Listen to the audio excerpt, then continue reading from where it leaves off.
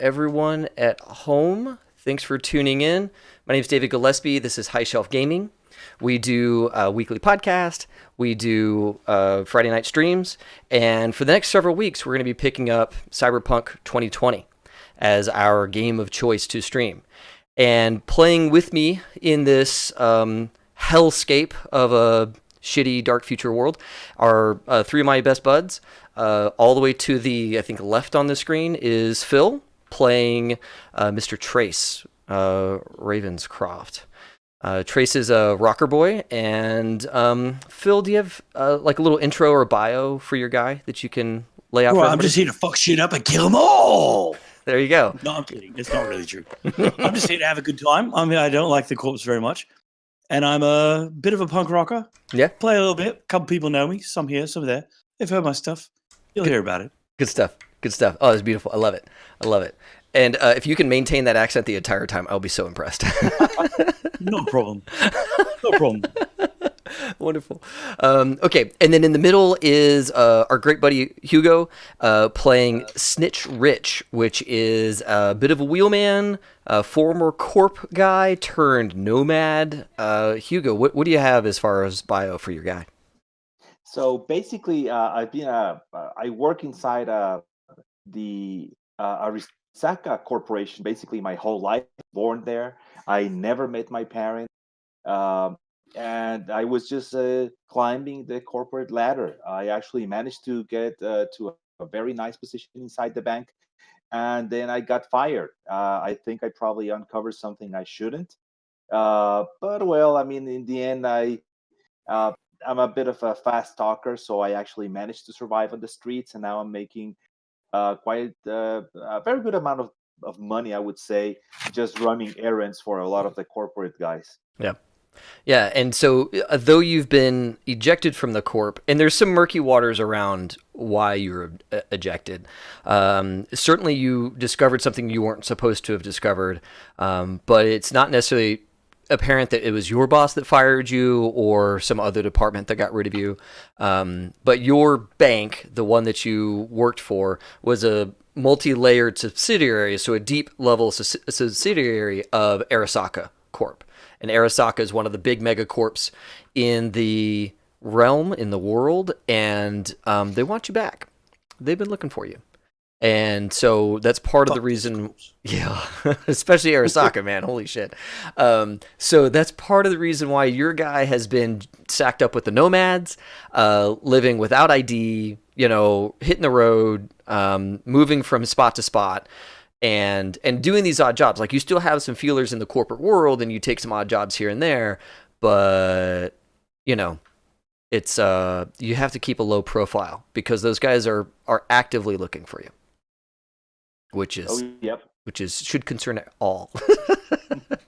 And then all the way over on the right is Ethan playing our med techie / high strung pill popper Weiss. Welcome to the game, Ethan. Ethan, do you have a little bio for your guy? Well, a bit of a genius as far as pharmaceutical creation and medical type of stuff goes. But not so. A bit of debilitating social anxiety, a bit of agoraphobia, those sorts of things. Minor stuff. Yeah, but all of those things kind of add up to a shut-in who, would rather hand you an iPad to let you pick out your cybernetics than talk to you. So. Yeah, and with that, and you're kind of a ripper doc too in that case. Like, you have a little shop where you can make some pharmaceuticals because you have a high skill in that, and then also do some surgeries for folks. And like you say, you're highly automated because people engagement, not so much. But here, fill out this form, and then go lay down on the bed that will like inoculate you, and then I come in. Yeah. Something like that. Is that kind of the ticket? Set up in probably a poor part of town because he's all for like helping people, but he'll still take some more wealthy clients to pay the bills. Sure. But yeah, he probably does a lot of maintenance on like broken down cybernetics and things like that, as far as like Ripper Doc goes, and then handling his fair share of gunshot wounds and things of the like as well. Yeah, of course.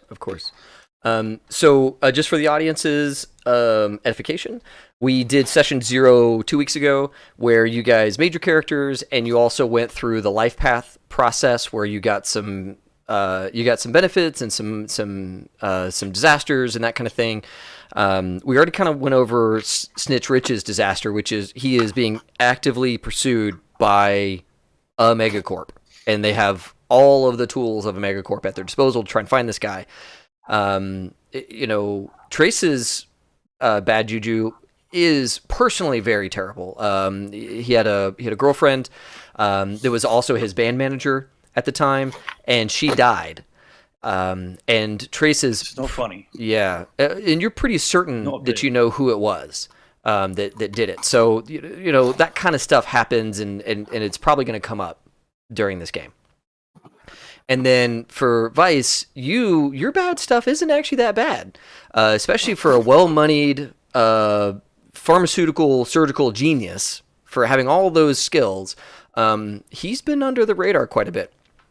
You did piss off a bozo, though. And so there's this one insane clown dude that really doesn't like you. Don't like clowns. Yeah, they're really vicious human beings, and they just kind of look like clowns, but they're super vicious. But he's out there in the wings, right? He's just this guy that doesn't like you. Yeah, it's his fault he couldn't fix his own bike. Come on. That's right. Okay, so you guys have been working with your fixer, this guy, Soup Kitchen, for a while. Now, Soup Kitchen is a man of the street. He kind of up by his own bootstraps, scrapper of a fixer, and his name comes from the fact that he got his start in the soup kitchen, making deals in there, and really kind of making a name for himself as a guy who knew who to go to get things done. And his little empire has grown from that. And you guys like him because he's come into your shop a couple of times for medical attention. He's always shot you guys straight. And Soup Kitchen set you guys up on this job that you're on right now. Let's see here. The way to put this, you guys you have kind of a beef specifically against Arasaka. Because they're the ones that fired you, they're the ones that are hunting you, and they're kind of the big bad boogeyman in your life, Snitch Rich. And so whenever Mr. Soup or Mr. Kitchen gets word that there's a thing going on with these guys, he tries to bring it to you guys first if he thinks that you guys can handle it. And this is one of those ones where he's pretty sure you guys can handle it. He has a buyer that approached him and said, "Hey, Arasaka lost a shipment, and it got lost in this Boostergang's territory. Pretty sure they just rolled the truck. They might not even know what they've got.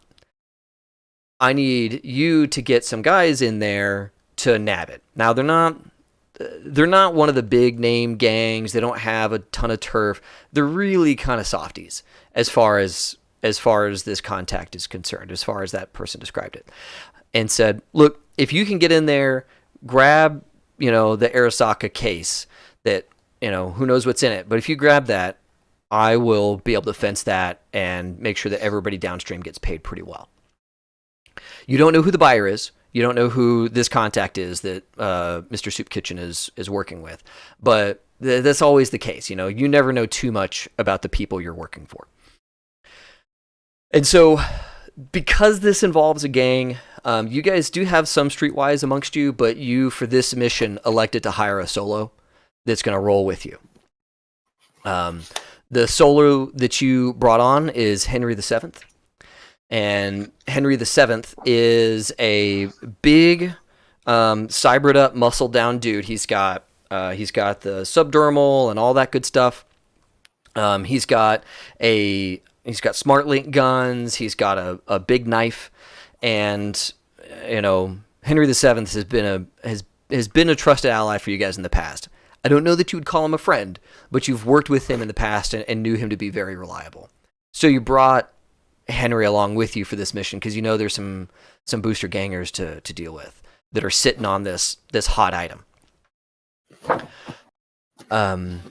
So getting out there, you're out on the edge of Night City. You're not in the combat zone or any of that kind of stuff. You're really on the outskirts of town, and that's where these small timey booster gangs really make their mark. Is they start out on the edge. They try and work the protection racket, try and work numbers, try and work the local tough guy scene, and just try and build the base from there before they move into the town. And so this looks like what you ran into when you got here. These guys are bikers, and they've got maybe a couple of heavy vans that they move around in, but they're not super big. They're not super tough. This last hour or so has been relatively benign. You ran into a couple of their scouts. Fucking Henry VII took care of it, right?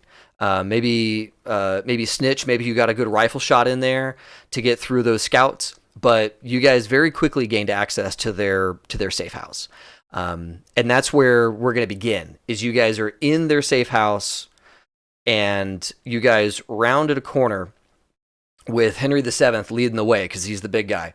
And Snitch, you were right behind Henry VII as you watch his head go bloop right in front of you. All over you is blood and gore and bits of stuff that you're hoping aren't brains, and it's a huge mess all over you. And you see Henry VII drop like a sack of potatoes, and immediately you see two prescient things come to your mind. First off, you're pretty sure that Henry VII had a trauma team account, which means that you guys have a couple of minutes before trauma team gets here. You have dealt with trauma team in the past, and it has always gone kind of weird because trauma team clears the area before they get their man, and they don't do a friend or foe thing. So you have about 7 minutes before the cavalry is guaranteed to be on top of you guys with autocannons. And they're going to nab Henry VII after killing everybody and try and save him. But, I mean, he's not coming back from this. Oh, yeah. And immediately on the other side of Henry VII is this guy who must be either a lieutenant or the boss or whatever this gang, because he's juiced up, he's ripped out, he's got huge shoulders, big ass arms, and he is holding this giant like gun that a normal human being would not be able to carry. Okay, it's just this huge gun. It's way too impractical to be inside this safe house. But you heard the round go off, and you probably heard it hit walls behind you as whatever came out of the angry end of that gun went through Henry VII and past you. And you're just lucky you weren't also in that arc of fire. And this guy's got like a big old cigar hanging out of his mouth, some gold teeth. I mean, he is just a bruiser. And he basically sat there and waited for you guys to open that door and was like, I'm going to put a big round through whoever comes through this door first. And it was Henry VII. And just the way this mission went, you're real pear-shaped right now. So, so let's roll initiative. And figure out where everybody else is at. Ooh.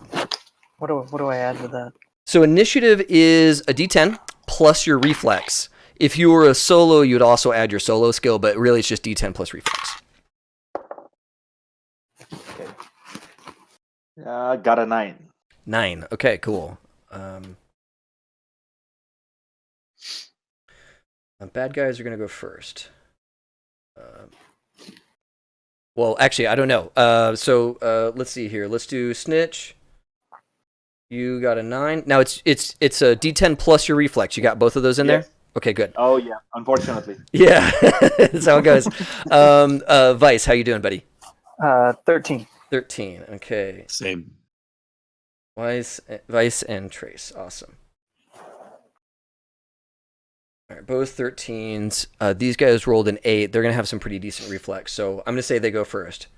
You guys have very, very handedly cleared the bottom floor.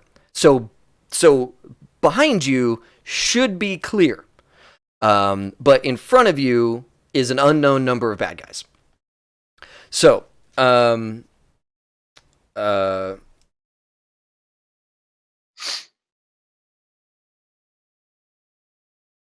Mr. Stoneman.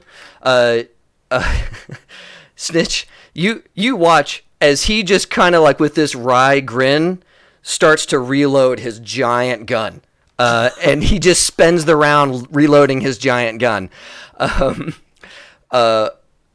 Beside him, two guys step out, and they have auto pistols, and they're both going to shoot at you because you're behind Henry.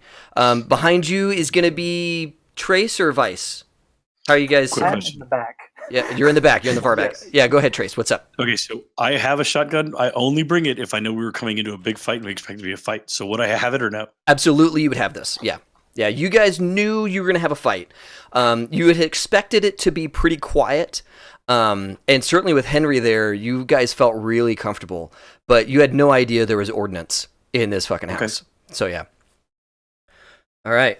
And you have not located the Arasaka crate yet that you've been hunting for. So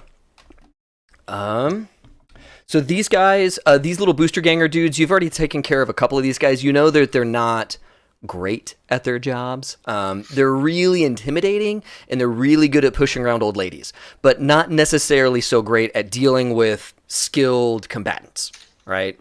They have this one dude who seems to be super lethal, but so far all the other booster guys are just, peons. So they're gonna roll on you, Mr. Snitch. I'm gonna call this close range. So their target number is a 15. Okay. Okay, one miss.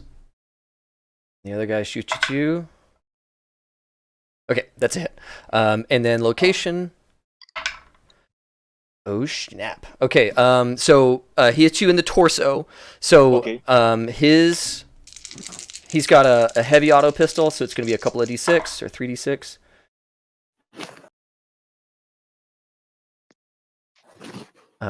Okay, that's 10 damage to the torso. Now, what's the top layer of armor that you've got? The top layer, give me 1 second. It's the light armor jacket. I have 14 there. Beautiful. So, yeah, your armor jacket is strong enough that round packs into your chest, and it doesn't even penetrate that layer. So you're totally good. You shrug off that incoming damage. All right. Next up, Trace. I'm going to say you're behind Snitch. You guys are in a hallway that could fit 3 people wide. In front of you is a heavy one-person sized door, and you've got these 3 guys on the other side of it kind of shooting out. Got it. All right. Rich, drop it, rock and roll!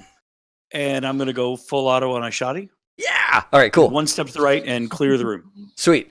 So are you going to try and hit multiple people, or are you going to try and hit one person? No, I'm going to try and put doorway, shotgun. Gotcha. And I get 10. Yeah. So I'm just going to do this. Yeah. Awesome. Okay, cool. So full auto has some fun rules, especially at rate of fire is 10. Yeah. So you're gonna go full auto. You're gonna spend 10 rounds. Okay. Cool. So you say, "Yep, I'm." When the tough gets going, the tough goes cyclic, and you went cyclic on your weapon. So you're firing 10 rounds. Now you are. Let's see here. Close range, and let's see here. Full auto. Okay, cool. So because you're shooting 10 rounds and you're at close range, you get a +1 for your to hit. And let's see here. Do you have any don't add any scopes or any of that kind of stuff because you don't get all that stuff. I don't have any of that stuff. Okay, cool. Awesome. Yeah. So your big angry shotgun is laying down a lot of hate. Again, this is close range, so your target number is 15 to hit. Okay. So go ahead and roll the 15. How many times do you want to roll? You got to roll the 10. You got to roll 10 times because it's one. Yeah, it's doing one full auto and oh wait, hold on a second. Actually, no. My apologies. There's a different way. Let me go find the. Yeah, because it's shotgun. It's like an area of effector almost. Yeah. Friday Night Firefight, shotguns.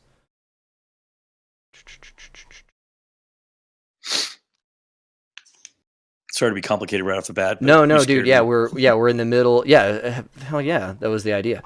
And Mission accomplished. yeah, exactly. Let's see here.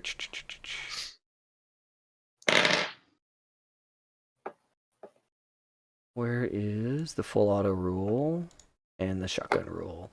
Stun, death saves. Oh, we'll worry about those in a second. Blank.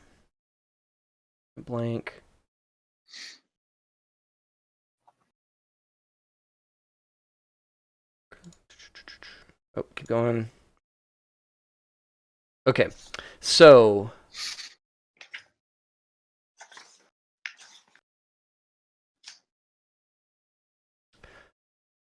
so with full auto, there's two ways you can do it. You can either do suppressive fire, where you're trying to hit an area, and everybody in that area is affected. You basically divide your shots to those people, or you're doing full auto on one guy. And Okay, but I got 3 guys in a row, right? well, so two of those One, guys have two guys partial, inside. maybe have a little bit of cover from the door frame. Yeah. But your big dude, Mr. Stoneman, he's Yeah. framed by that door. Like he's, I mean, My intention is to fill the doorway with yeah, everything I've got, and if these guys dodge, I don't care. sweet. I want a crazy cannon coming down the hallway. Yep. Okay, so I think the way you do it is. Oh, that's right. Okay, so you roll to hit. Mhm. Every your target number is a 15. So if you roll more than a 15, by however many number, like however high that is above a 15, that's how many shotgun rounds are going to hit this guy. And let's see, let me make sure that there's nothing different about shotguns, because that's the normal full auto effect. Shotguns, pattern, da.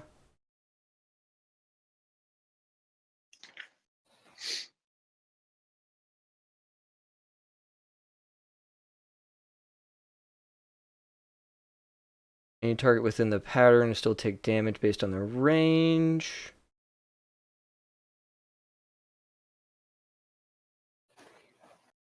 Okay. In the combat, you may make as many attacks for your open full auto.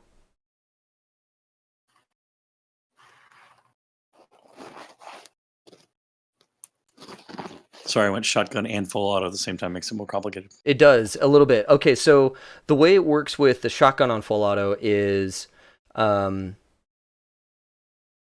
man, all right, yeah. So shots must be within 1 meter of each other. Each attack has a -2 penalty for every additional shot past the first. However, when this means you can put 5 2-meter clouds of lead all over an area, it's a small price to pay. So you can really fill this area with tons of buckshot, or not buckshot, Yeah. but lead. Because I'm not going shot, move. I'm just going shot. Right. And let's see here. Okay, so yeah, with the auto shotgun, this is a little different than the normal full auto. Instead of rolling once for the whole full auto, you got to roll once for every round, because it gets -2 for every shot after the first. Sure. So by the end of this, you're going to be at -20. Got it. Okay. So. Okay, so the first roll is it's my reflex plus my roll plus my skill, correct? Correct. Yeah, plus your So shotgun skill. First roll is a 20 Beautiful. to the That's 4. okay. To the what? To the 4. Okay. Torso. Yep. Torso. Okay. So let me start marking Okay. some down. 20. I'm not going to roll damage till we know how many hits have hit, right? Right. Yep. Oh, okay. The second one is a 20 because I rolled a 22, but I'm -2, right? Beautiful. Yep. Okay. To the 8 Which is the leg. leg. This chart is cool and all, but it doesn't have hit location. So yeah, will you? So I got which a location in front of me. So which leg? I'm sorry, right leg. Okay. Perfect. Keep going. Next one is a -4, right? So it's -2 for each shot. Correct. Okay, so the next one's a 12 Okay. to the right arm. 12 is too low. Doesn't hit. Anything under a 15 won't hit. Okay, cool. Well, it doesn't hit or it doesn't do any damage at all. It doesn't hit. Okay. It fills the area, but that specific shot doesn't apply enough damage or enough stuff to him to count. Got it. The next one is a 21 minus 6. So 15 Woo, right on the money. to the torso. Okay.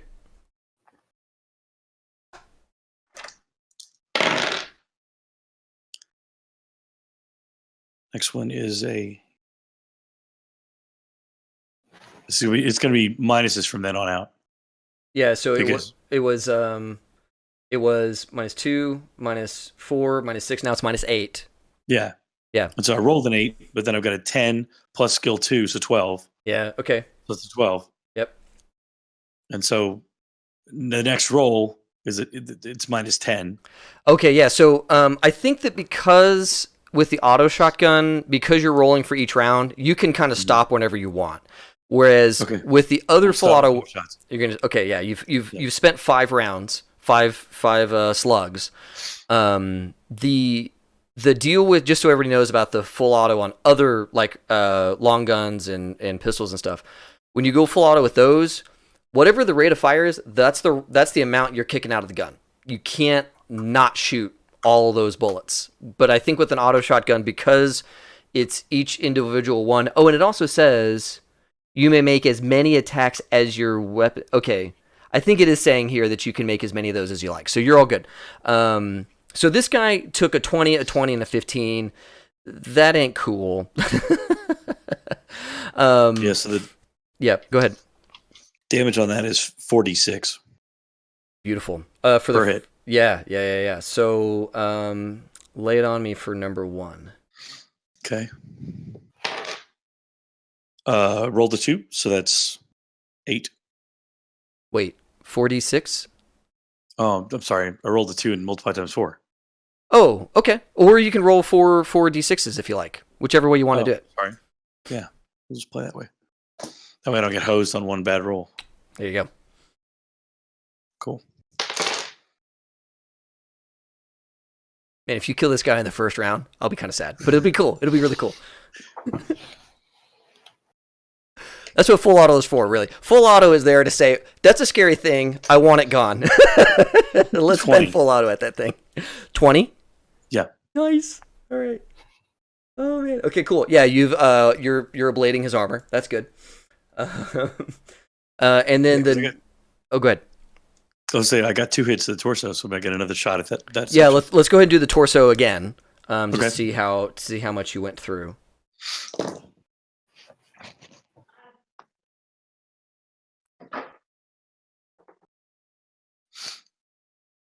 Oh, Jesus.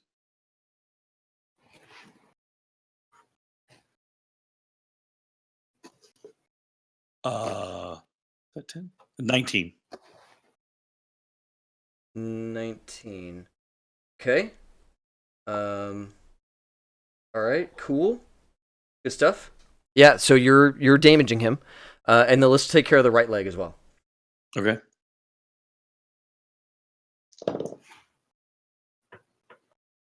$18.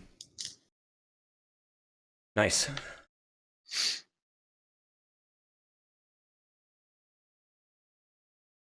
right. Cool. I need a.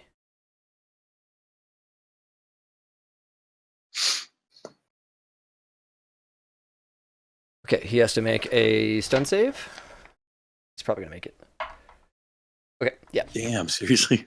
Yeah, you got him down to serious, which is the first time you have to make a stun save. So, right? Yeah, those are 4 boxes. Yeah, okay, good.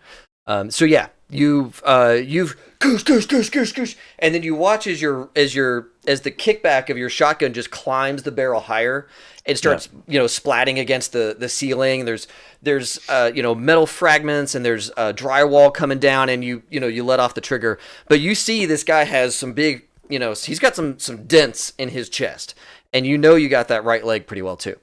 But there's just the kick of the gun was getting too crazy, so you stop after 5 rounds. I also didn't want to shoot Rich. Also, let's not shoot Rich. Yeah.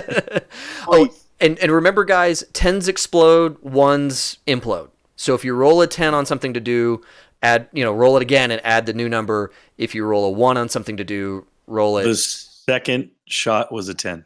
Oh. Second torso hit. Okay, so let's see here. I don't know if... Sorry, I totally forgot. No, it's all good. Go ahead and roll and add another one, but I don't know that you get a whole bunch of benefit after the to 9. hit. Oh, wow, dude. Okay. It would go through the to hit gets you through the armor, right? No, the damage is what goes through the armor. Gotcha. Yeah. Okay. I'm just making sure that, rolling really well on your to hit doesn't get you anything else. Like, it starts to buy you things like called shots and all that kind of stuff. Yeah. Oh, and I do want to give you can, at this point, because every round is 3 seconds. You can, if you want, take another action, i.e. shoot more, if you accept a -3 penalty on your next action that you can take right now. No, I'd like to hold. Okay. Since I have more shots, and I'm not going to do anything and see what the other 2 guys react. Okay. In case there's something I need to react to. Perfect. Let's see here. Last thing about attacking with the thing. And just so you guys remember, there is a rule of fast draw. You can up your initiative by 3. So if any of you wanted to go ahead of the bad guys, sorry, this time it won't actually help you. They rolled really well on initiative. Let's see here. And then, yeah, I don't think that the to hit... Okay, yeah, I don't see anything else about how to hit is going to give you extra stuff on it. So next up is Weiss. This seems bad. This seems real bad. Can I shoot and then hide? Or is it like... Yeah. So, yeah, as your second action, you can totally run and hide. Yeah, absolutely. As you're moving. I mean, it's not so much hiding, more as like shooting over the shoulder, then ducking behind the wall. Yeah, you can absolutely duck to cover. You can do, as your second action, you can do your full movement allowance. That would be absolutely fine. Yeah, I'll try that then. Okay. So I just roll a d10. Yeah, for your to shoot. Yeah, and what are you firing with? A pistol or something? With my fancy, large, engraved, scary pistol. Beautiful. Love it. So that. Okay. So what do I add to that? Is it? Roll D10, add your reflexes and the skill appropriate to it. So handgun. Yep. And your close range, so your target number is 15. Okay, so with handgun, that is going to be an 18. Beautiful. Awesome. And then, okay. Go ahead and roll the damage of your gun. Oh, actually, sorry. Let's figure out the hit location. So roll a d10 again, and let's figure out where you hit the guy. 7. A 7. Awesome. Which is, I think... Right leg. Right leg. Hey, he's already been hit there once. Okay, cool. Yeah, go ahead and give me the damage that you do to the right leg. 15 points of damage. Okay.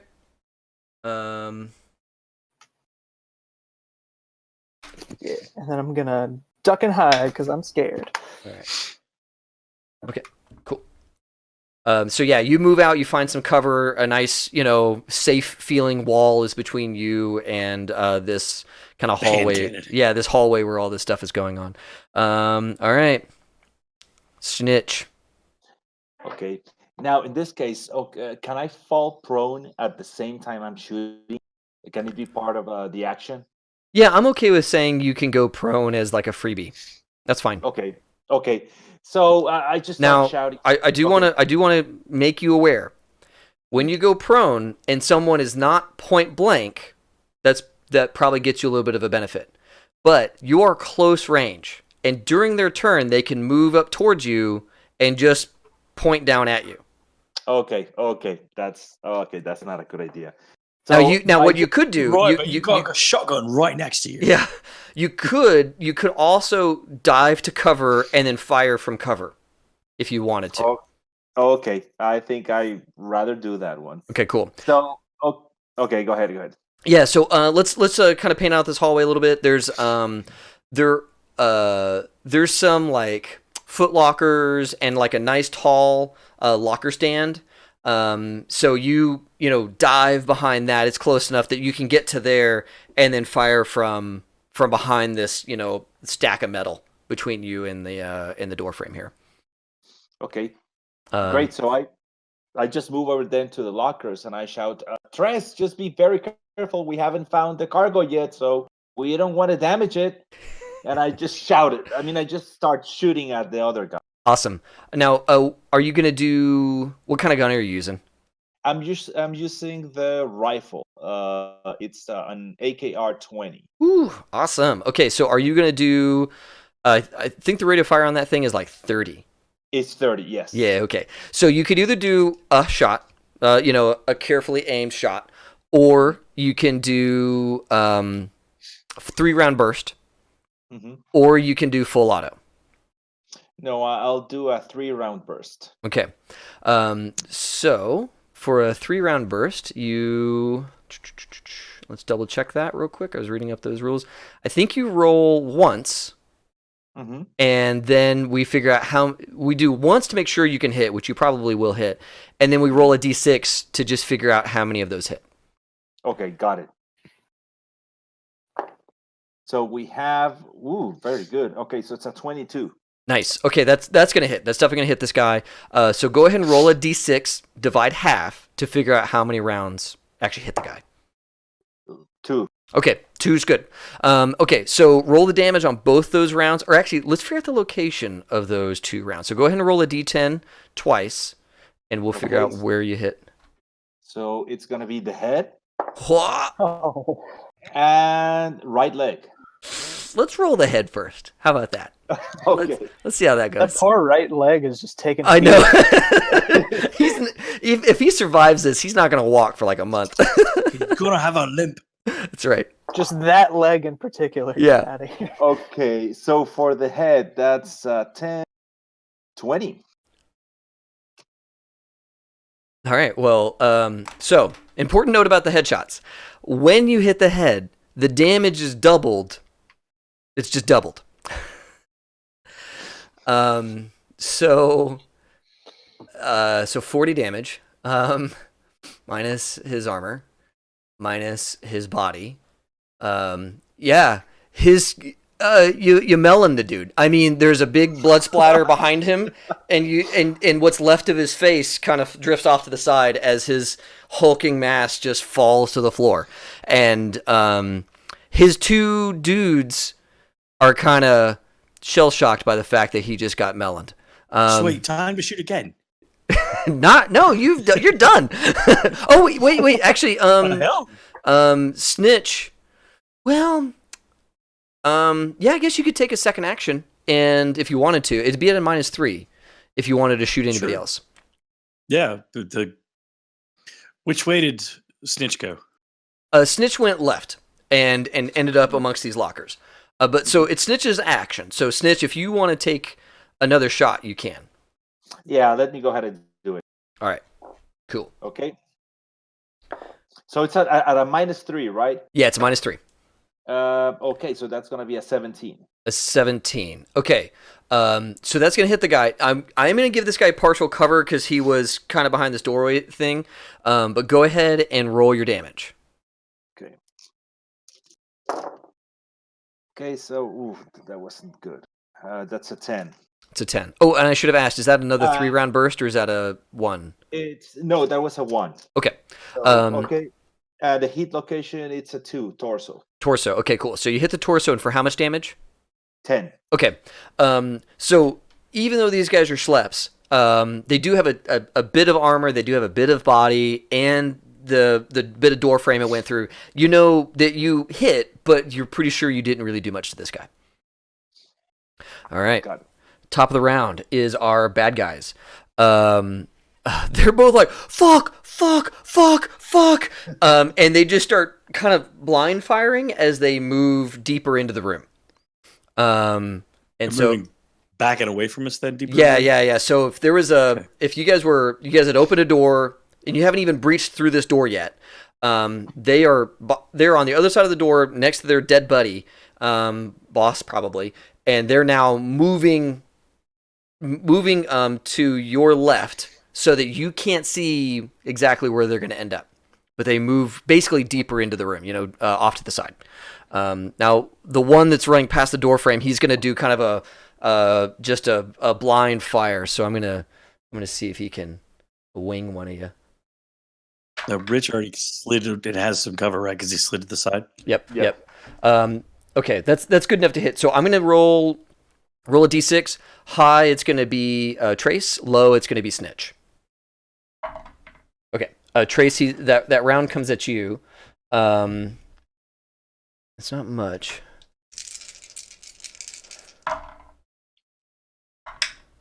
Okay, it's to the torso, and it's for 10. Sweet. It's for 11 damage. Okay, I have a 14 jacket on. Yeah, you fucking shot me. Awesome, cool. Yeah, so these guys have moved to the left. You hear them moving around in there, but you don't know where they ended up. Okay, so the immediate threat has kind of cleared just a little bit, so you guys get a sense of where you're at. You're on a second floor hallway situation. Weiss, you dove into kind of a closet. Now that you're like kind of figuring out where you are, you're actually in a bit of a closet. Maybe upstairs coat closet, or not coat closet, but like an upstairs like cleaning closet with like where people would hang their stuff. But in here, it's just like a bunch of weird stuff. Like none of it in here even makes sense. And then in front of you guys is that big metal door. And then to the right are two doors that you guys have already opened that were wooden, and there was nobody back in there. So this doorway is really the only unexplored bit of this safe house. And top of the round, those guys acted. Trace and Weiss, you guys get to go. Go ahead, Weiss. Did I like shut myself in the closet? No. Well, if you want to, you can pull that door shut. If you want. I'm just gonna kind of duck out and be like, is it safe? Yeah, you kind of peer your head out.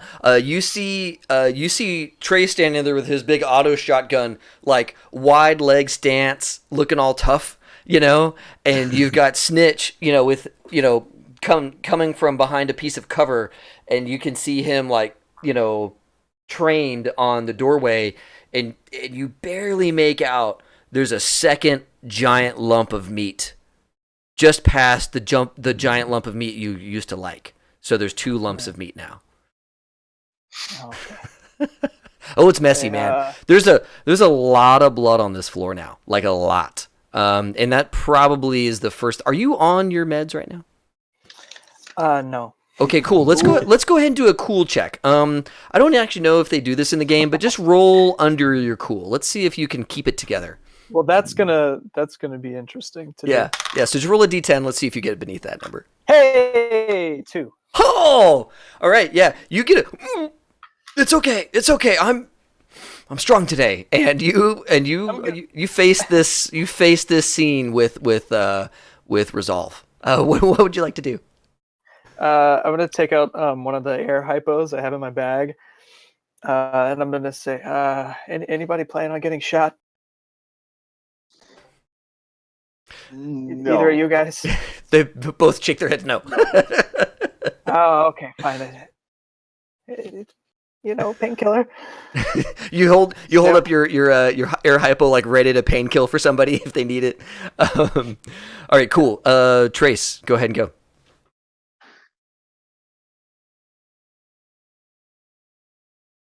Phil, do I have you? I think Phil is frozen. He looks frozen. Oh no, Phil dropped. And then all of our stuff got mixed up. Okay, he's reconnecting. Whew. Everyone at home. That's what happens. It's the internet. The internet's no good. No. Yeah, okay. It's all coming back. It's all coming back. We're good. We're good. Am I here? Yeah, you're here. Yep. Sorry. Okay, cool. Welcome It back. just froze, and I could hear you guys talking, and then. Yeah, okay. No worries. No worries. good. Totally good. Thanks for rejoining right away. That's really nice. Did he get the door shut on the closet? No, he is what do you have you have an air hypo? Would you remember I have an air hypo of one of my homemade concoctions, a homemade painkiller. Yeah, he's ready to make you feel real good. You might have been on one of those once recreationally, and it felt great. So he's ready to. I'm kind of offering it, like that might not be coming across. I'm not very good at communicating, but I'm offering it to someone to hold if they want it. Oh, okay, got it. It only lasts for a few rounds, but it's good. It's good for like mechanically, it'll add 3 to your stun save. So if Awesome. anybody's planning on So getting you're pulling drugs? Well, I'm here, I got the drug. No side effects. He's got an air hypo to hand to you if you want it. Yeah. That it will take away all the pain if you get hit. Got it. Yeah. So that way you won't so get my turn stunned. to react to that? Yeah. I mean, I'm just handing it so you can like put it in your pocket or something. I'm not like trying. Oh, no, I'm just going to say, right, yeah, some of that. You got it. It's in a little pouch here, ready for you to take. And yeah, whatever you want to since do. he went left, I want to slide right to the open doorway Yeah. and look at the guy that went left. Because I assume since he shot the guy in the middle and then his best shot was the one to the right, Yep. I want to slide right and see the guy on the left. Yeah. Yeah, so you move up and you've got your shotgun ready. As soon as you get a little bit more of this room exposed, you can see there's another door in the back that is now flapping. So that's what you see. Snitch, Rich, what you want to do, man? Okay. No, so I just go, okay, Tress, let's move ahead. So I just walk up to the other door. Yep. And I'll make sure I just stay kind of like on the frame, pointing out just to make sure, that there's no one on the other side. Yeah, on you- the other now side on of the door. Either sides of the same doorway? Yeah. Yeah. All right, cool. Yeah, so you move up to the other side of this same doorway, and you guys are kind of gingerly stepping around these two giant sacks of meat. And you get up to your doorway, and you've got your rifle. And the rifle is a little awkward in such a close quarter area, but it's all good. There's no system impact. It feels awkward. And you check this way, and both those guys ran the other way. You're clearing this side of the room. You see some boarded up or plated up windows. You see some shelving and some stuff that's been turned over. Maybe kind of a couch lounge area with a TV over in the corner. But there's no bad guys in that side of that room. And on my side of the room, same thing On that I'm visualizing? the side that you're visualizing, you're not seeing any bad guys. You're seeing that door flapping, right? Mhm. And then you're seeing, you've got the meathead right in front of you, but otherwise the rest of this room looks like maybe that's a cot over there. You've got some more like personal effects, like foot lockers and that kind of thing. This looks like maybe their main quarters, Okay. that kind of thing. Okay. I'm going to hop the body. Yep. Slide over to the door. Crouch down against the door and see what I can see while the door. I don't want to adjust the way the door's flapping because I don't want it to be clear somebody's touching the door. Right. But I want to see through the door as best I can. Yep. Yeah. So as I'm hopping through. Yeah, you move through this room and you get close to that door. The rest of this room has been evacuated. You can see rounds, shell casings, and all that kind of stuff. And you get to that door and kind of give it a bit of a peer, and it's a short hallway to another door that has been shut. And this one is not a heavy metal door. It looks like it's a wood frame with maybe a plated door, like It's actually a wooden door, but they've screwed in or hammered in a bunch of metal plates. Real ramshackle here. But yeah, it's all it's shut, maybe locked, maybe not. But it's a short hallway, maybe 5 feet. It's not a long hallway at all. I've got this way. Yo, find the case. Find the fucking case. Cool. Yeah. So you cover that little short hallway, right? Yeah. Beautiful. All right. Weiss, how you doing, man? You're in a hallway all by yourself. I don't like that. I'm gonna go in the room. I'm gonna check out. I want to check out the big guy. First of all, pretty sure he's dead in my professional opinion. Yeah, you glance that head wound and you're like, yeah, no, nah, dog. Nobody's coming for that. I want to check the gun and see if it looks like something that might have been in what we're looking for, like part of whatever shipment we were looking for. Cool. Yeah. You examine this gun, and sure enough, that's an Arasaka rifle. That's not a crew serve weapon. Looks like a vehicle mounted weapon. Oh.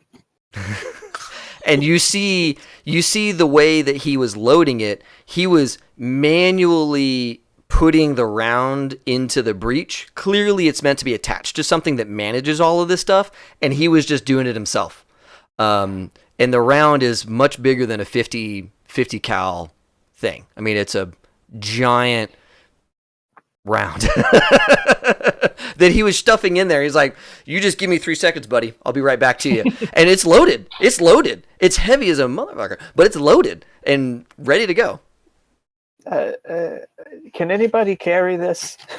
Yeah, you look around. I think Trace, you're the toughest guy here. You're the strongest guy here. Right, but I'm the whole way, right? Yeah. You're far away from this. Clock's ticking, fellas. Clock's fucking ticking. Yeah, I mean, you guys could heft this thing, but you could not operate this thing. Not like that guy was. Okay. Do we have until trauma team gets here? You have 7 minutes minus 12 seconds. Oh. Things happen fast. But we have to clear. Yeah. You guys need to be out of here. In that 7 minute window. Yeah. Okay.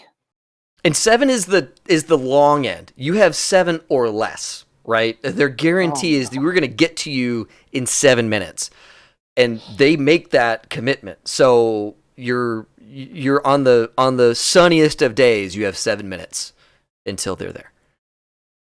It's not good. No. Okay, so this is what you see. You've got the gun. That's an Arasaka weapon. It looks mint. It looks great. But that's what you've got in front of you. And I'm going to keep this to rounds just because, we're dealing with, you're on a tight clock and I don't want to start getting fungy with it. Snitch, what you got, man? Mm-hmm. Okay, so I just jump over the body and just tell Tress, I'm just going to look for the stuff in here. Yep. I just go around, quick check on the room just to see if I'm going to look for 2 things. So one is either more Arasaka weapons. Yep. 2, anything I can see, any grenades, any explosives. Also, I'm going to be on the lookout for those. Yep. I think that there is a skill for this.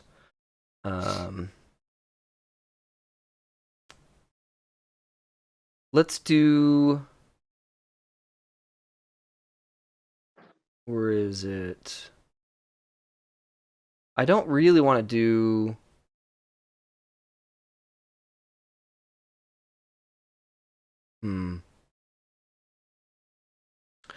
I guess.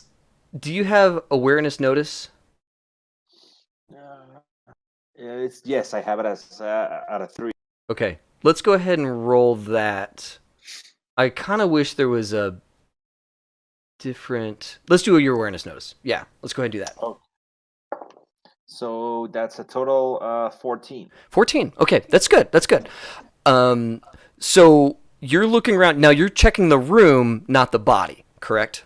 Oh yeah, just a room. Okay, so you go straight to all those shelves, and you're kicking stuff open. You're hitting lids.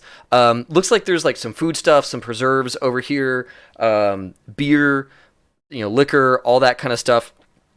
And you open this cabinet, and inside the cabinet is this maroon, which is a color you recognize, a maroon case with gold lettering saying Arasaka on it, and it's got their three-pronged logo situation. It's locked, and looks like they haven't actually opened this case. It's about what is this, 3-ish feet wide and maybe a foot tall. Wide enough for you to like heft it like this. Mm-hmm. You give it a bit of a shove, and it's heavy. It's definitely something that if you carry this thing, you're dedicated to carrying that thing. You can't be doing that and something with a gun or any of that kind of stuff. You'd have to two-hand this one. Or one hand is you and one hand's a bud, but yeah, it's a heavy crate. Okay, so I'll just shout at Tres, "Hey, Tres, found something," and I just put it on the floor over there. Cool. Yeah, you pull it out of the hole they put it in basically, and put it onto the floor, and yeah, it's a pristine Arasaka transport case, and it's all locked up. It's got. You've never been a part of their shipping and handling or that kind of stuff, but it's sealed, and on it is a data pad that needs, biometrics and key codes in order to get in and all that stuff. I mean, this is a fuck you, go away type locking system, and probably something that might actually harm someone who fiddled with it. They're not above that. They're not above booby trapping their own sensitive materials. Okay. Yep. So hey, Tres, based on my estimates, we don't have a lot of time. So yeah, that's the pouch, man. That's the pouch. Let's go. I got the cover. Pouch. Do we take it out? No, right take now? The whole fucking thing. Okay, why not? So I just. Is that what we were looking for? Was there anything else? Or yeah, that's the money. Let's go. Oh, okay. Let's go. Yeah. All right. Sure. Okay.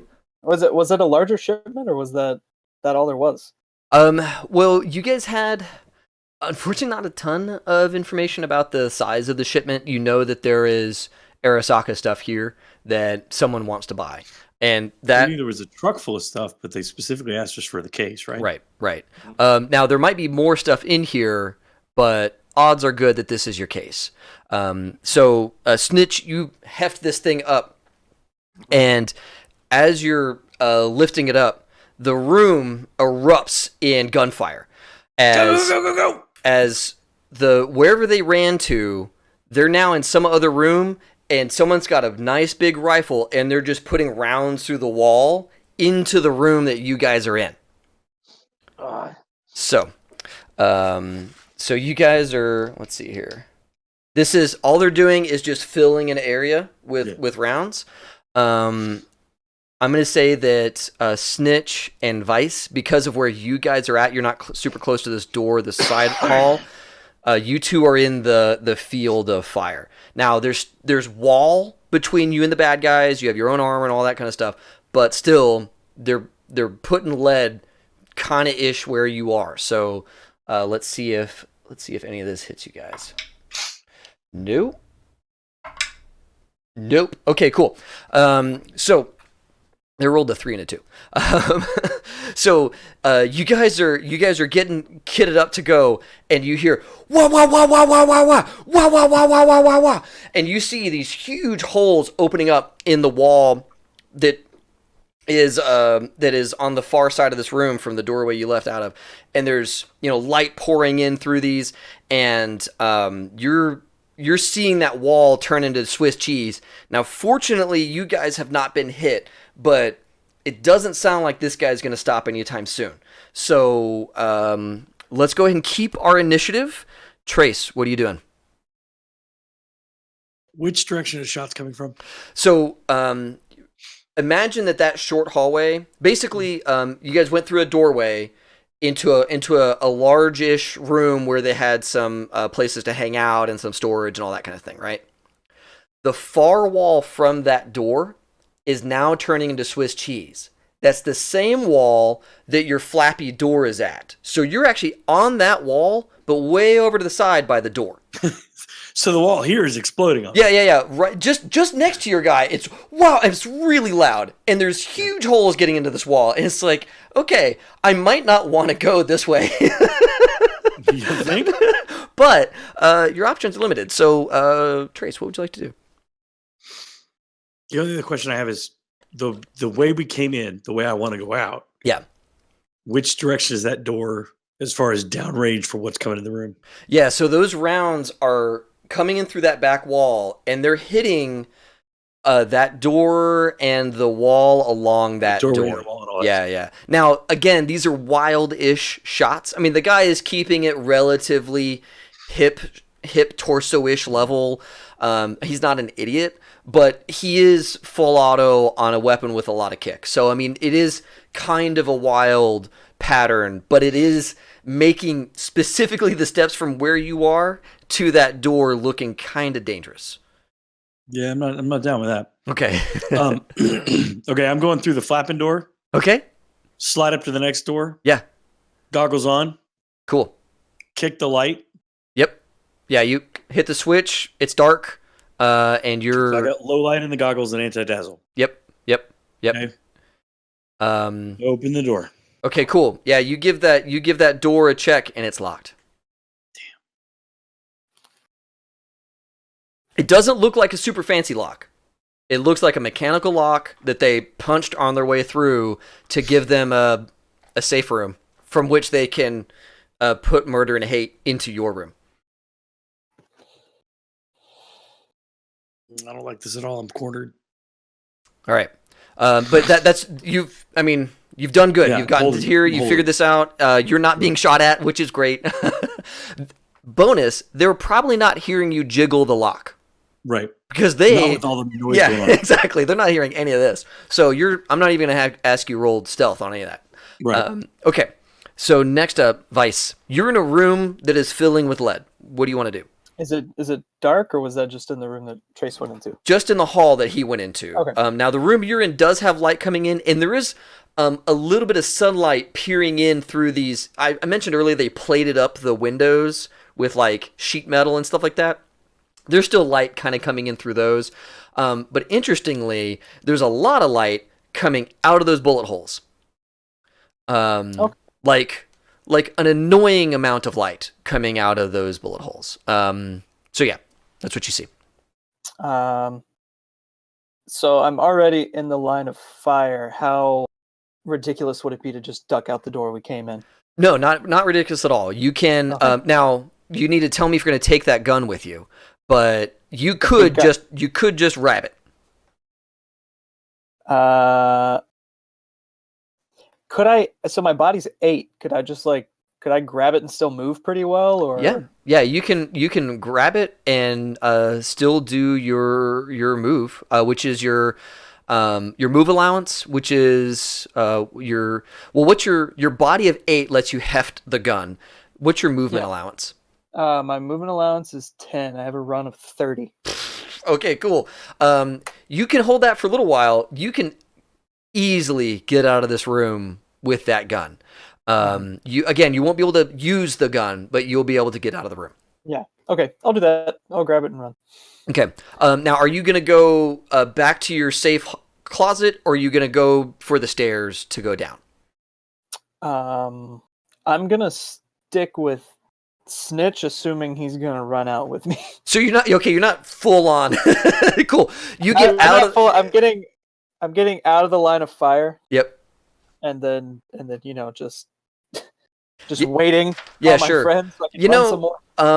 That big stand of lockers looks real attractive right now. You get out of this room and you duck behind those lockers, and you're carrying this.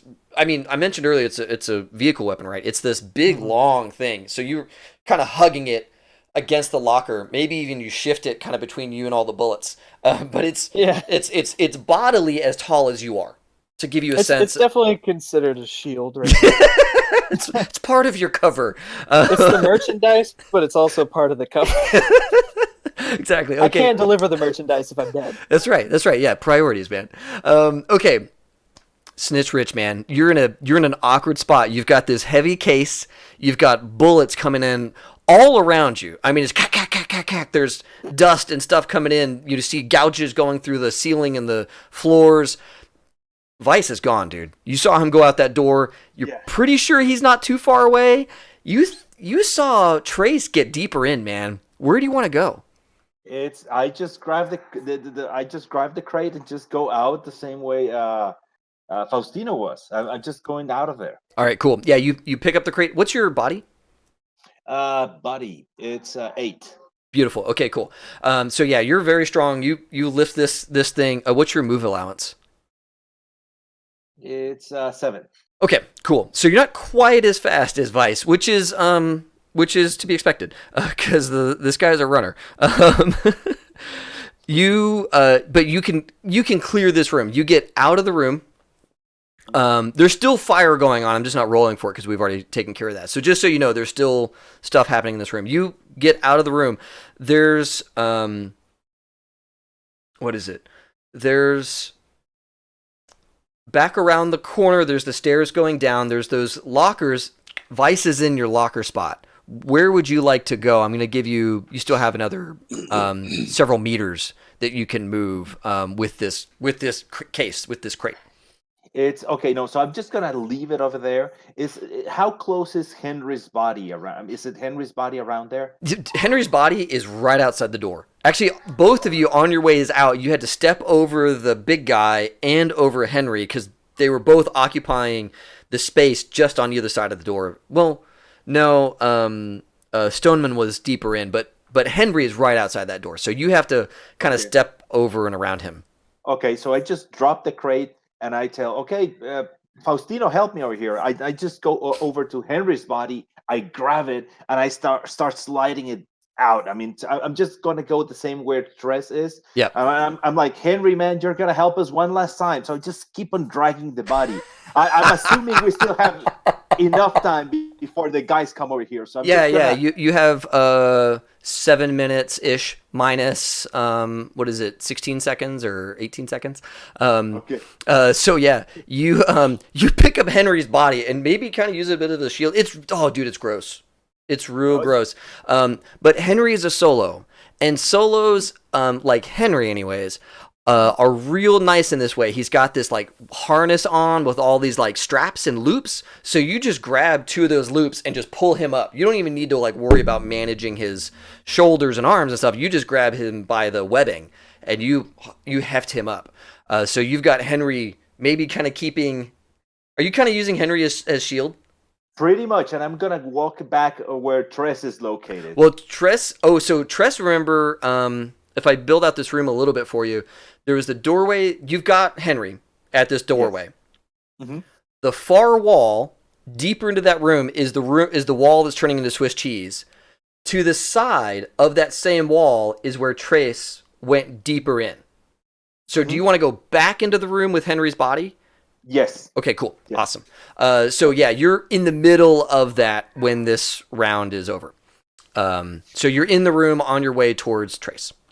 Okay. And that's fun, dude. I'll give you like partial cover with this guy and all of his armor and stuff. We'll help you. All right. So Weiss, you see Snitch come out. He plops this crate down, hefts Henry, and just like uses him like a big shield back into the room. And you're once again in a hallway, all alone. Top of the round. Again. Top of the round. My guy is really wanting to put a hurting on somebody. Okay. God, little crap. There we go. Okay. So that's 2 rounds. So the first location is a 10. Where's the 10? Is that like left leg or something? Yeah. Okay. Left leg. All right. Faustino, there's a round coming in at you for left leg. I am giving you concealment because of Henry, and that's going to basically be an extra layer of armor. Okay, so the round hit you, assuming it gets through Henry first. Does that make that sense? Would be Snitch. Sorry. Yeah. Yeah, my apologies. Oh, Snitch. Snitch. Yeah, my apologies. Okay, Snitch, okay. you're in the room. The guy's still hitting kind of that wall. So yeah, you've got 2 rounds that might hit you, but they both have to go through Henry. Oh, let me get the location of the second round. 9, which is right leg, correct? Okay. They're Yes. both left leg. Oh, okay. 9 and 10 are left leg. Okay, cool. So 2 shots to the left leg. This is a big gun. That was a lot of dice. I don't like that. Yeah, no, it was a biggie. 10, 20.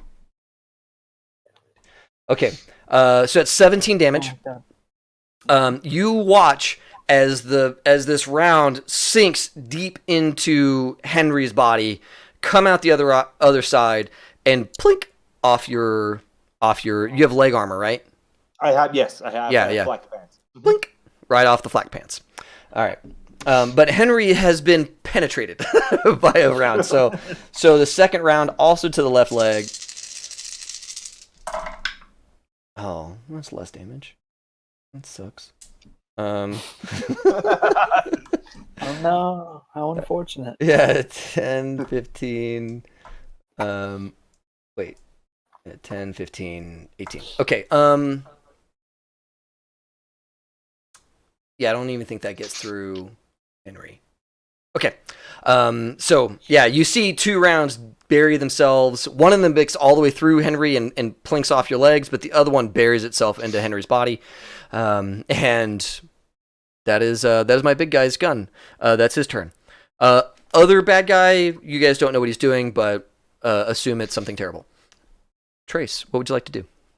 Or Weiss, either of you. You both go on the same initiative.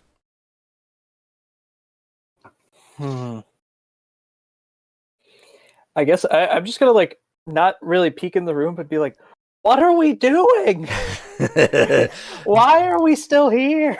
Your guys are gonna get rid of these baddies, is what it seems like. But you don't know that. I mean, yeah, you shout into the room. You guys all hear that. If any of you want to respond to Weiss, by all means. Can I make some kind of check to see if I can figure out where this guy's standing on the other side of the door and try to shoot him? Oh yeah. Let's do. I'm imagining beautiful mind trying to do the trajectories of the bullets to see where he's standing. Sure. How's your physics? My physics. I don't think I have anything specifically in physics. Ooh, hey, you're back. But Hey, welcome back, Trace.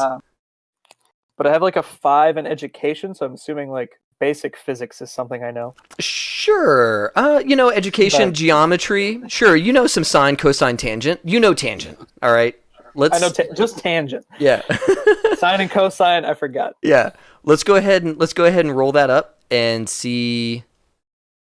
So intelligence and education. Yeah, intelligence and education to get a sense if you can kind of pinpoint where this guy is. So that's a 20. All right. You have a very good sense of where this guy is. I'm going to say it took you an action to make this educated assessment. If you want to shoot now, it would be as a second action, which would be a -3 to hit. Okay, that works. I'm going to still give it a shot. Sweet. I'm going to aim my big angry pistol. So that's a 0. D10's a 10, right? Yeah, so roll it again. Oh, fun. So that's a 7. So that's a 17 plus reflexes, which is 24, plus handgun, which is 27. Awesome. Yeah, and it's good because, one, this guy has cover and all those things, and also he is medium range to you, I believe, at this point. Actually, what's the range of your pistol? Range? Where would that be? It would be on the pistols chart. If you 50 meters. 50 meters. Okay, yeah. Then that's all pistols are 50. Okay, then that'd be medium. Yeah. Okay. So the target number on a medium shot is 20. And so what did you get again? 27. Okay, awesome. Yeah. So let's go ahead and roll your location, and then roll your damage. Okay, location is a 1. What? Oh my god. Okay, roll your You damage. just headshotted him. Oh no. What is it? You guys have been really good today at the headshots. That's great. I love it. So 4, 12, 13 points of damage. Okay, now you are going through some cover and all that kind of stuff because you are kind of firing through the wall. How much damage did you do again? 13, so doubled would be like a 26. Yep, and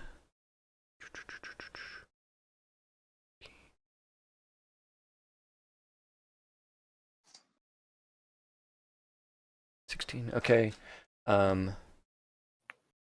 16. Okay, cool. You hear the guy stop firing, and you hear him cussing up a storm in the other room. Ah, motherfucker! God, fuck! I'm gonna murder these. Oh God! And he is not doing well in that other room. Okay. Not quite. You didn't quite do 8 damage once it got through all the stuff, but you definitely hit him in the head, and it definitely is going to leave a mark. He's no longer Pretty Boy. He's now Scarface. So good stuff. That guy is ripping pissed off. Oh, you know what? I'll never be able to do that again. He needs to make his... Hold on. No. With body, you get a strength bonus.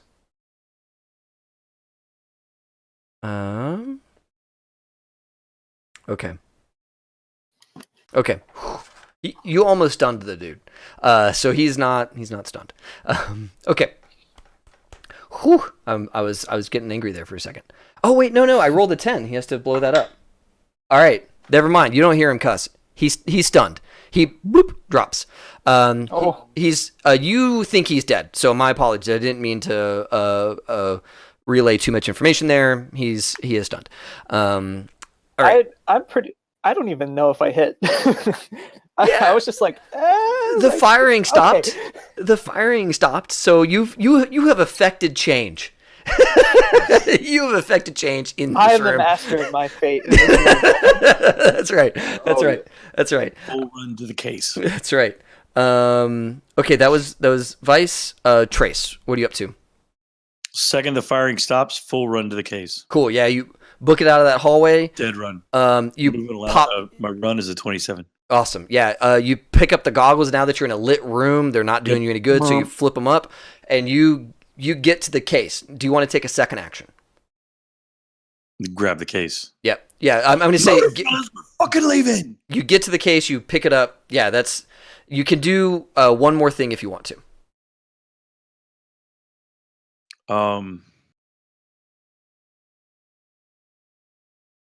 There isn't much you can do. I guess you could. You step to the side for some cover, maybe. Sure. Well, no, because I want to grab the case and keep going out. Like just. All right, cool. So you're moving. Fucking leaving. You're heading towards the stairs. Love it. The only thing I don't want to do is run blind into the stairs. Right. Okay. So you make it to Weiss. You make it to Weiss because Weiss has been controlling this hallway. So my intention is rip the case as fast as I can to the next intersection that I need to clear. Yeah. And at the end of this hallway is a turn where there's the stairs. So yeah, you want to stop here before you go around that corner. Yeah. All right, cool. All right, Snitch, you're in this room alone. There's no more firing going on. You know that Weiss laid a shot down there and did something good, but you still hear movement in that room. Now that there's all this Swiss cheese, there's all this light pouring in, you hear movement going on in there. Okay, no, I just drop Henry's, like, Henry, see you, man. Just drop him and I just start running out. All right, cool. Yeah, you make it out of that room, and you're in the hallway. All three of you are in that hallway. The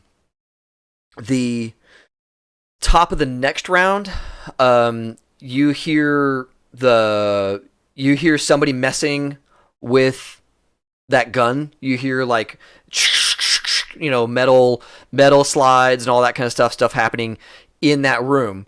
But that's all you hear this round. Trace and Weiss, how do you guys want to handle this? I want to grab the big gun and run for the stairs. Okay, cool. So you heft this big gun, and the stairs are just, you go a little bit further down this hall, hang a right, and there's the landing basically for the stairs going down. Now, this is kind of an older looking house, so it's one of those ring landings all the way around the stairs. That was super rough for you guys to clear on your way up. But now that you're up here, you can very easily see down those stairs and straight into, it looks like the landing, or it's the landing to the front door out of this house. And all of that looks pristine and clear. I'm going to say, oh, okay, I think we're good. Let's go. Go, go, go, go, go. Okay. So who is leading down the stairs? Is it Weiss? Weiss leads. might I've got be the me. case behind him. Okay. And then Snitch, you're behind them with the rifle. Yep, just covering. Okay, cool. That works well enough, I guess. Awesome. You guys get to the bottom of the stairs, and Weiss, there's this tingling in the right-hand side as you feel this movement and this hatred, as this guy with his TMP, with his machine pistol. On the right side, that's good. That's where my arm is. With my arm. Awesome. I have the cyber arm up. It's like, Yeah, there you go. All right. protect me. All right. Okay. So that is 3 of his rounds are going to hit. Oh, great. They're not the best of rounds. Let's do locations. God, left leg, torso, and what's a 7? Right leg. Right leg. Okay, so left leg, right leg, and torso. So left leg. Could I somehow use my arm if I'm like holding it in a protective way to like block the torso shot, maybe? Yeah, but it can still get under the arm. Yeah. Okay. Yeah. I hear you though. I hear you. Yeah. 9 to the leg. Okay, so I have 12 on my leg. So it doesn't even breach that armor. This is a pistol firing at It's you. skin weave. I have Okay. skin weave. Okay. so- Yeah. He doesn't even pierce that. Let's do the torso. 10. Still skin weave, right? Still have 12, yeah. Yeah. All right. And then the right leg. Yeah, that's not going to pierce either. So you get hit, cack, but you've got this skin weave. I mean, the rounds hurt. No lie, they hurt, but they don't do It's like a damage. paintball, probably. Yeah, exactly. It's like, okay, Yeah. there's a guy there, and he hates you, but he did not bring enough oomph. He did not bring enough pepper to this fight. So you are unscathed with his action. Okay. So Weiss, I'm saying that you were still moving. And he ambushed you basically with this attack. The next up is Trace.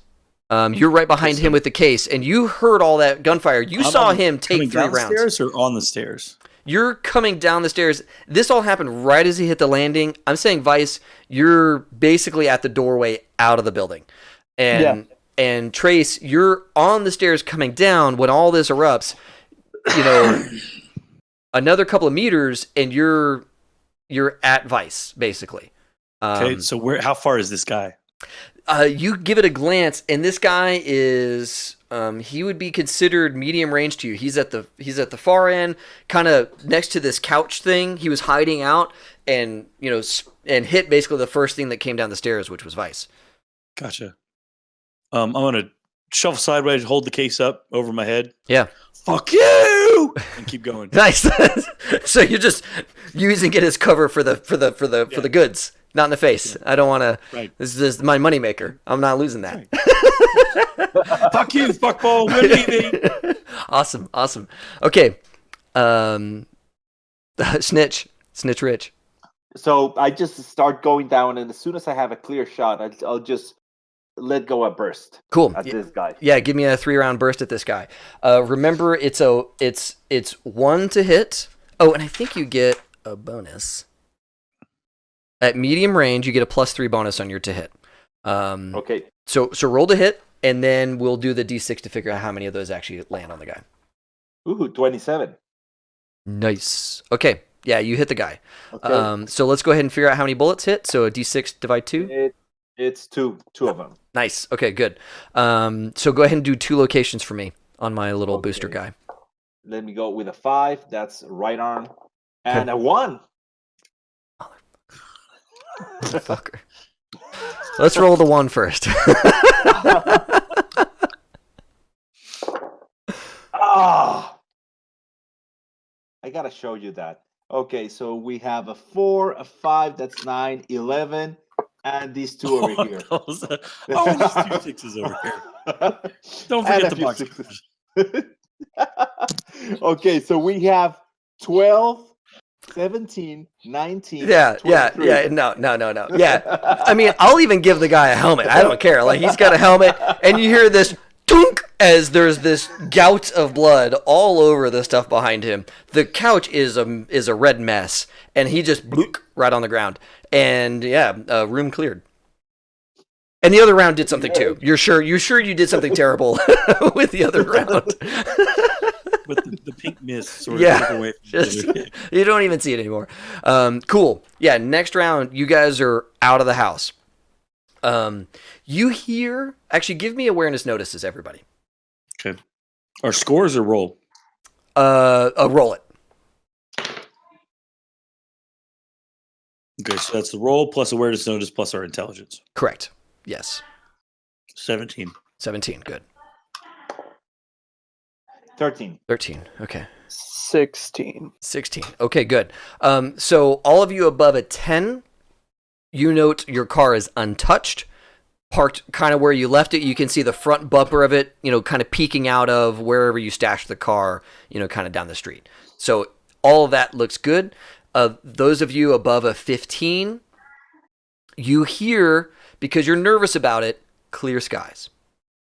You don't hear the high-pitched whine of the VTOL trauma team coming in, which means that you at least have another 2 minutes, at least, before they're there, if not more. Because if they were pretty close, you'd be hearing the whine of their engines, and you're not hearing the whine of their engines just yet. So it sounds like you're in the clear. So you guys are out of this house. You're in this like kind of front lawn area. It's all jacked up. I mean, I call it a lawn. It's really, pocked dirt with, big cracks in it. And there's some junk on the yard and like an old chain link fence that nobody's messed with in a long, long time. And a pretty crummy street that this house is on. All the windows are shut. All the doors are shut. Everybody's inside. Ain't nobody looking at you. What do you guys want to do? I'm going to go ahead and start taking us out of combat because you do have bad guys back there, but they're not in a position to really affect you unless you guys change the direction. So no more initiative. You guys are outside. It sounds clear. What do you want to do? Straight to the car. Yep. So basically, I just tell them, okay, just get everything into the car. I'm just cool running over there with a rifle, yep. covering. I mean, just watching out for anyone. Okay. Once everything's inside the car, I'll just get in and start driving out. Okay. So yeah, you guys are making it to the car. Trace, I assume that I think Phil is having some issues. Phil, are you okay? Yeah, I've got a sound going off of the house. I need to check real quick. Okay.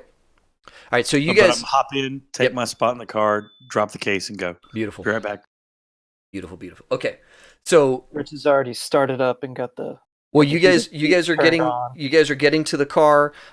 Rich, you're doing security. Give me an awareness notice.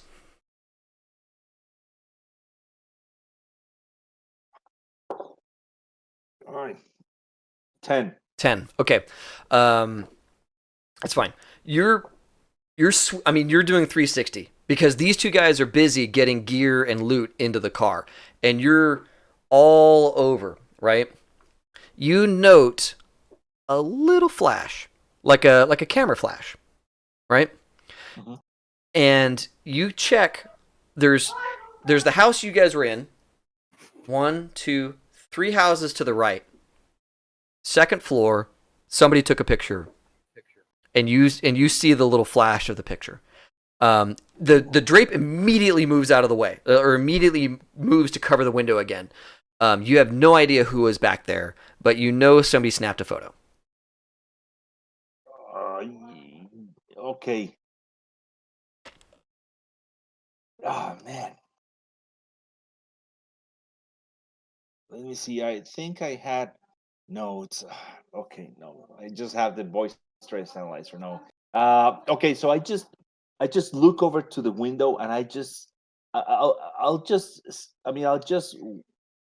watch it. Just for probably 10, 15 seconds. Sure. Just to make sure that just to see if there's any additional movement. Gotcha. If not, I'll just move along. Yeah. So yeah, you get yourself like a nice brick column. You're sitting there trained on that house because you're probably watching the whole house. The window definitely, but they might move. So you're kind of watching that. You hear these two guys, trunk slam, chunk, door shuts, chunk, car's on, and you guys are ready to go. Okay, I just turn around, run to the car, get in, and start driving out. Cool, awesome. Are you bat out of hell, or are you like it's all cool driving? What's your approach here? No, I think at least for 1 or 2 blocks, I'll drive as fast as we can, and then we'll take a more casual Beautiful. approach. Beautiful. Okay. Go ahead and give me a drive check, because I'm assuming that you're not really paying super close attention to the laws, which is fine, totally fine. You're used to this kind of stuff as a wheelman, but I do want to get a drive check out of you. Okay, so that's 26. Awesome. Yeah, you get it to slide around a corner, and you guys are out of there. No worries. You don't even get close to that couple of kids that were playing on the street. You don't even get close to the other car that was coming the other way. Now you navigate all that stuff super well. All right, you guys are out of the neighborhood. You have a case from Arasaka. You have a giant gun that had to lay in the trunk like diagonal. Like it's kind of, like when you're trying to move a couch through a hallway in an apartment. It was like that. You had to get the angle just right to fit this giant thing into the car. But all that's in the trunk. And you guys are out of this neighborhood. You later on today have a meet with Mr. Kitchen to do the handoff and all that kind of stuff. That's the only thing on your calendar right now. So we can, if we want, we can take a break now. This is actually a pretty decent pause point. Or if you guys have a little bit you want to take care of right now, we can definitely take care of that. I'm okay. I think we can probably wait a little bit more for the break, but okay. I don't know. What do you guys I'm think? good. Okay. I'm good too. Okay, cool. So you guys drive. You get out of these, out of the kind of outskirts of town, back into more of what you're used to, more your speed. The buildings rise higher and higher. The full panel ads coming up and down these buildings are present. The billboards or these advertisements appear to watch you as you're driving through the city. This is all stuff you're used to at this point, but for all of us that don't live in Night City, it can be a little jarring. These advertisements that seem to peer directly at you while you're going around. But you guys make it into town, and it's a quiet trip. So your meet with Mr. Kitchen is maybe at sundown, so probably a couple hours from now. Call it 3 hours from now. Mm-hmm. What would you guys like to do? I need a fucking drink, mate. Does anyone have Henry VIII's number? Maybe. I need a new solo. Oh yeah. That's cold-blooded, man. It's not even funny yet. Just single tear. Single tears. He says He's not that. even fully dead yet, man. Fucking trauma team hadn't picked up his meat yet, and you're making jokes about the 8th. Well, he was. You remember we 7th. talked about this, right? We talked. You said to me, you said, listen, when I'm not being very social, fucking tell me. This is one of those fucking times, man. If you waited like 10 minutes later, I've got a whiskey It's fine. and we're drinking, that'd been fucking great. But not till we have our drinks yet. I don't even have my fucking drink. Give me some fucking drugs. I already did. Oh, you want him to take Right. Yeah. Sweet. Yeah, you take the air hypo, slam it in your leg, and it kind of burns a little going in, but immediately That's good. it's all good. Now it's funny. now that's a bit funny. Yeah. That's a Still want a drink, but that was good. Strength. That's good. You start to slur a little and begin to doze because you're not in a lot of pain. There's nothing for this drug to fight other than your own mental condition, which is normal. So yeah, you're starting to go down a little bit, but it's all good. You can be roused and all this stuff. Maybe whatever. Weiss, you know that him drinking on this is maybe not a great idea, but you also telling him not to do it is also probably not a great idea. I am a fucking professional. That's part of what I do is use drugs. It's the gig. So I am crystal. Go sure, ahead. yeah. Besides, fuck it. I have a heart attack. I got a fucking medic right here. I'm good. Well, At least I didn't lose my whole fucking melon like our boy back there. that's true. But Because the seriously, drug do we wouldn't need help a that new either. cell? Yeah, I can't replace a head. I don't think. Yeah, not yet. I don't think. I haven't tried. Oh, It doesn't seem possible. I could replace it. It would be there. It just the life thing. Yeah, that's gross. Quit talking. We'll see what Trauma Team does. I'd be interested. That's some good fucking shooting, Rich. Was that you who took the man down with the machine gun? Yeah. The one through the wall? Yeah. Oh, no. The one through the wall? No, that was your man. That was Dino, man. Get the fuck out of here. Yeah. It was an educated You guess. shot through a wall and took somebody out right in the noggin. Yeah. It's an educated guess. I don't know. That's some fucking education. That's like some doctorate level education guess. It is. It's like I got a PhD fucking D in guessing. Well, I am a Fuck doctor, off. but not that kind. Apparently not, you are. I read. It's like, it's coming from here. I triangulate, I do some fucking math, and boom! Fuck off.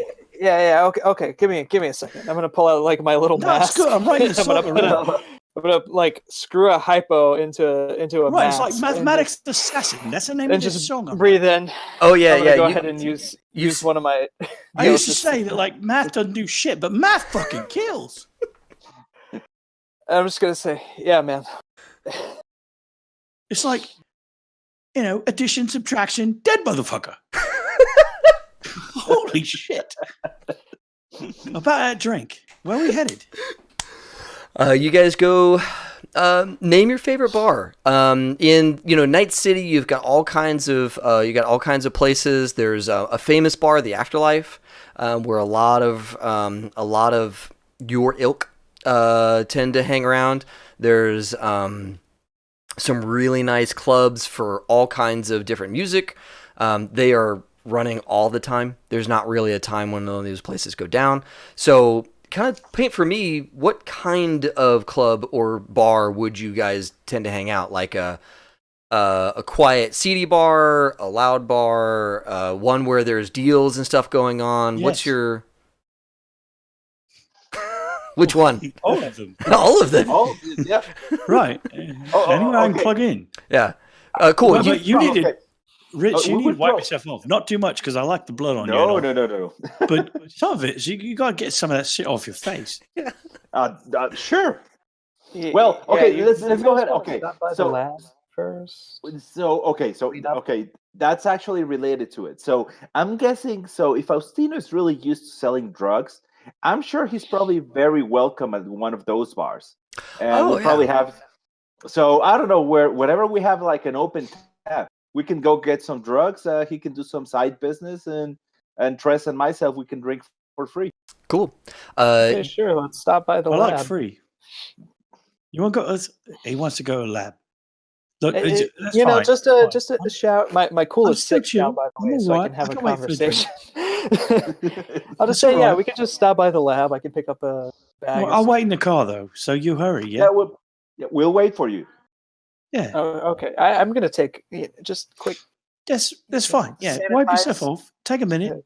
Yeah. You're right. Decontamination. Right. Walk through a little decontamination game.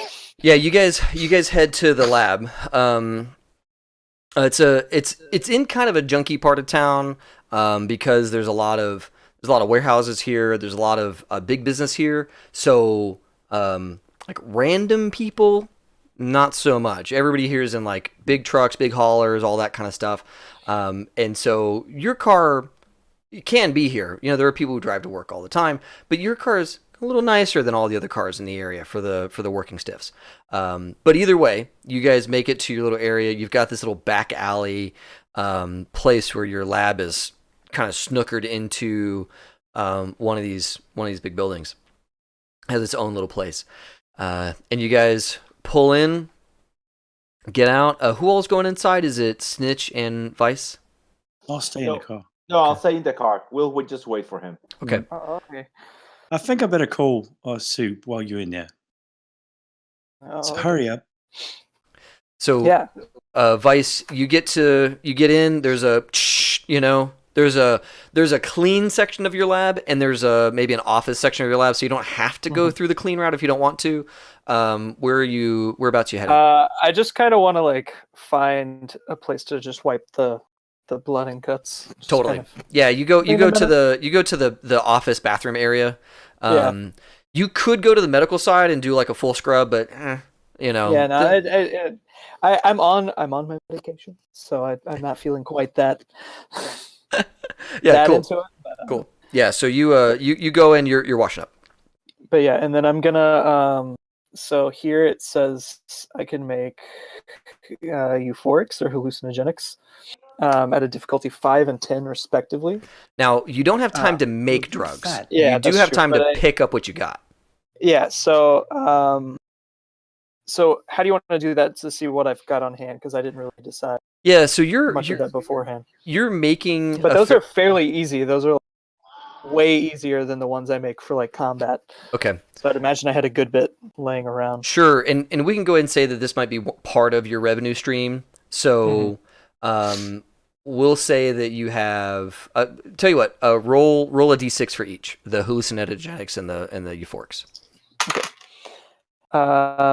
So a 2 and a 5. Okay. So you have, let's call it 5 euphorics and 2 hallucinogenics, and that's just how the scene is. You know, people want the euphorics more than the hallucinogenics. Yeah, and all those last for a D10 plus 1 hours. Oh, nice. Rock and roll. Even if I do that, even in difficulty, and my base stat is 20. God. Okay. Cool. Awesome. Yeah. So you're in there getting your stuff back to the car. You guys are in the car. He's in there. He's going to be in there for a little while. You know, he's cleaning up, so it's going to be a minute. Okay, I'm going to call Soup. Okay. Soup picks up on the second ring. Says, Trace, my man, give me good news. We got a thing, but the Three Musketeers lost their titanium, mate. Oh yeah. Trauma team's got to pick up the meat, but he's gone, man. No. Hank's not around no more. Fuck. Boy. We can go pour one out for him once we got my boy cleaned up. Okay. Heading over to the Violent Femmes. Thought we might have a drink, hang out, do a bit. Okay. We can meet you at the regular spot, or you can come have a drink with us and say goodbye, Henry proper. No, we have to. I can't meet you there. I got to meet you at the spot. But thanks for letting me know about Henry. But you did get the stuff, yeah? Yeah, got in a car. Got something else too. We'll show it to you. It's bigger than what we talked about. Oh, and it's fucking heavy. All right. Also, it's responsible for Henry. Wait, say that one more time. I didn't hear you. Also, it's responsible for Henry. Oh. All right. I'm looking forward to seeing it. Okay. Well, Henry does have a benefactor listed, so his cut is still going to go to those folks. Just so you know. Right. Give him half mine too. You sure? Yeah. All right.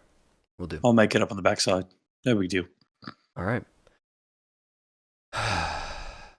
Man, this day. All right. Thanks. Yes, sir. See you later tonight. All right. You guys ring off. Is it quiet in the car? Do you guys make small talk? Yeah, I figured I'm going to stay stoned for a bit. And chill on that. Awesome. He's not any social. If Rich says something, he'll talk to him, but he's just going to kind of stare out the window and. Yeah. Oh, did we lose somebody? Oh, okay. We lost Hugo for a second. He'll be back. That morphine you just took is 650 Eurobucks per dose, by the way. That's some good stuff. Nice. It's the difficulty times 25. Nice. For the cost. Nice. And it's a difficulty 26. And he probably thinks of it like just the good stuff to take. Yeah, this is never occurs to him that it costs money because it's drugs and rock and roll, man. Yeah, this is the life he's grown accustomed to. Probably never taken drugs with side effects. Right, that's right. Yeah, not ever since you met this guy. Take side effect shit for. Ever since you met this guy, you've never. Why you think I like him so much? It's been great. Yeah. I'll cover his ass. I also probably have a bag of like some stuff with like the dirtiest side effects imaginable that I just make in case I need to like make someone go away. All right. So I'm going to say out of the pills that you got, I'm going to say you have 2 sinkers. One of each. Well, that wasn't anything I picked up. That's just I have that in the lab, ready to go in case someone's like, "I know who you are. Give me something right now." I'll be like, "Okay, have." Cool. Yeah. So that's your death and extreme paranoia. It's in your lab next to the good stuff. And you're like, "Oh yeah, this is the one you want." All right. Cool. Carefully labeled. But yeah. It's funny when the bank taints the money. Watch this shit. Yeah. I like it. Awesome. Okay. Cool. Snitch. You've been hanging out. You overheard this conversation, or at least half of it. The blood and stuff on you is starting to coagulate. You know, it's starting to turn into that like dark red flaky mess. But you know, whatever. And a couple minutes later, Weiss comes out. I'm gonna, as I get in the car, I'll be like, "Are you sure you guys don't like a shower?" I don't know, man. Okay. The goal. It's okay. How much time do we have before we actually have to meet Soup? You have another 2:45. You know, you have time. Okay. But if you guys wanted to like relax at a bar, you probably want to make it kind of quick if you're going to take that shower. Yeah. Okay. No. So I'll take a quick shower. I don't know why, but I get the feeling that Faustino's not really that thrilled with us having blood. I mean, you've seen him before when he's on his courage, dude, he's fine. But when he's off his courage, he's real squeamish. So yeah, you go in there and rinse off, hose it down, quick powder dry, and you're back, Yeah, I'm on my courage. So it was a suggestion. It wasn't. Nice. It wasn't me like, please take a shower. So it's mess worse. I don't know. I don't want to scare your clientele. So I mean, it's okay. I'll just clean up. Cool. You guys motor out and head to, what was it? The Violent Femmes? Yeah. Awesome. Yeah, you guys go to the Violent Femmes, and they play a lot of retro, a lot of remix. The Violent Femmes does have a bit of a X-Fit crew. So think of like CrossFit, but with cybernetics. Mm-hmm. So there is a bit of a meathead vibe here. They're nice enough guys, but they're real big and they really look intimidating. But they're all like kind of nerdy about their cybernetics and how to tweak them and getting like third-party firmware to juice the joints so that they're doing extra stuff. And they're like CrossFit, so they talk about it all the time, but they're doing it with cybernetics. Cool. And their gym is like right around the corner. So there's all these XFit guys hanging out at this bar. And that's part of why you like it, because these big, scary-looking dudes keep everything just fine. You know? Chill. Like, ain't nobody gonna start a fight with those meatheads in the room, but you guys know them, and you know they're great dudes. So, you guys are at your bar. Cool. Shotgun goes in the trunk. Guitar goes on my back. Okay. It's like trade 'em. Yeah, and actually, this bar is a no guns bar. So the doorman is this big bouncer dude. He's got a sawed off shotgun that you know has slugs in it, not shot but slugs. And he just kind of nods at you guys. You all know each other. He just kind of looks at each of you in the eye to make sure that you're not. He's going to try and read you to make sure that you're not sneaking anything in. So does anybody try and bring a gun into the bar? No. Okay. I'm going to assume Weiss, you're not. No. Yeah, Weiss is cool, man. Cool as a cucumber still. I'm cool. Yeah, so, I brought the party. yes, cool. I'm here with the party. Yeah, so you guys get into the bar, get your seats, and immediately, as soon as you sit down, two of those XFit guys kind of nudge each other, and one of them starts making his way over to your table. He's a client of yours, Weiss. Oh, excellent. And he's kind of walking towards you guys, and he gives you a look asking for permission. And you know that if you give it, he's going to come and sit at your table. If you don't give it, he's going to veer off to the bar. So what's your tell? What's the protocol like on my side? Like, is this like kosher? Yeah, so for you, if you're in the mood to do business right now, you go ahead and invite him over. But if you're not ready to sell right now, then you wave him off. He hangs out by the bar, and if you want to sell to him later, you come to him later. That's really what he's asking: is can we do something right now? Yeah. If not, he's cool. I think I'm gonna have a drink first. Okay. Yeah, you give him a we do slight. have Henry VII to think about. Right. Yeah. So you give him a slight shake, and he's totally cool. So, all right. And he heads over to the bar and orders a drink. He's a giant dude, and he's got this little drink. So yeah, you guys get in there. Your favorite waitress, she comes by. She's got a little black star tattoos on her cheek, look really cute. And she comes by and says, do you boys need the regular or something special? Nah, dog. Lost a mate tonight. Something to toast with, please. I'm so sorry to hear that. I've just the thing. She kind of glances at the other two. Any other special requests? Before headed back to get you guys something nice. She goes back, get you guys a couple of nice-ish scotches and or whiskeys, depending on what she knows you guys like, or like a rum. But she definitely assumes it's liquor. If you guys lost a mate, she's assuming that you guys want something a little tougher. She comes back, lays them all out. The bartender gives you guys like kind of a nod of like, I heard, I'm sad for you guys, and they give you space. They don't they don't hover around. If your drink gets empty, she'll come by and refill it. But otherwise, they leave you guys alone. One for Henry, then, mates. Yeah. It's a Wednesday night. It's a pretty quiet night here. But yeah. So you guys take a minute and it feels all right,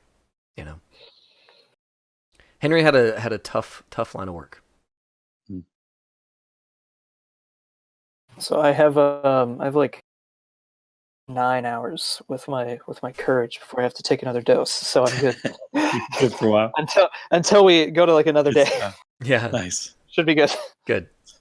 Because it can vary. It can vary from after like we sit 2 for a hours bit, to get halfway through drinks, I'm gonna pull the guitar out and just start composing a little bit. And that way he can do business, whatever he needs to do, and I'll be like my guy in the corner doing my thing. Cool. Yeah, you're I'll go ahead and work do on something. Excellent. I'll do a little bit. Okay. Snitch, what are you up to?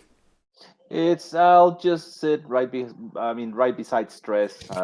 Just see and if he starts drawing any girls close to him, I'll just start talking to them. It's like, hey, it's like here's my man. It's like I'm his manager. It's like, yeah, he's touring Nice. here. Nice. I don't know, just trying to Yeah. hit on a couple of girls. Sure. Yeah. So, and you do draw a little bit of a crowd. The folks here, they know you, the regulars. Some of them know when it's cool to come over and just sit and kind of listen to your work. And if you ever look frustrated, they kind of give you space. This is definitely a bar that knows you guys really well. So yeah, you guys have a little crowd, and there's a couple of newbies that are there, guys and girls intermixed, and so you're kind of playing playing interface, so that they don't really bother him, and that's all good. Weiss, you hand over to your XFit guy. Mm-hmm. Cool. XFit's name is let's call him Cage. Cage, yeah. And you head over to Cage, and he's not even facing you. He's hunched at his bar, drinking his second drink. When you do the glass like this, I'm imagining he's having like an apple teeny. Yeah, no, I mean it's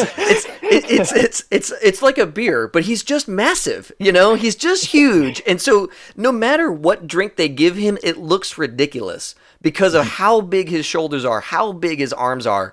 He would need to be doing like more than a pint for it to look appropriately sized. Like he's not quite Andre the Giant, but guys, he's not that far off. He's a big guy. Augmented all to hell. So anyways, yeah, you come up to him, and he's got his respectable drink for a normal sized human. Yeah. Just feel like, all right, man. So what'll it be? We feel good. We taking a little trip. Oh, hey, well, thanks for coming over. Yeah, me and my bud would love to, really kind of paint one tonight. So if you've got some feel goods, that would be the best. It's good. Feel good. Really? Okay. We're probably gonna do a little bit of a party later on. So if you've got like, I don't know, 6, that'd be ideal. I got 5 feel goods, but I got 1 if you're looking. I got 2 if you're looking to take a trip. Okay. All right. We'll tell you. I'll take them all. Okay. So let's see. Let me do some math here. Yeah, you ring him up. And you guys have worked together plenty. This bar does not give a shit.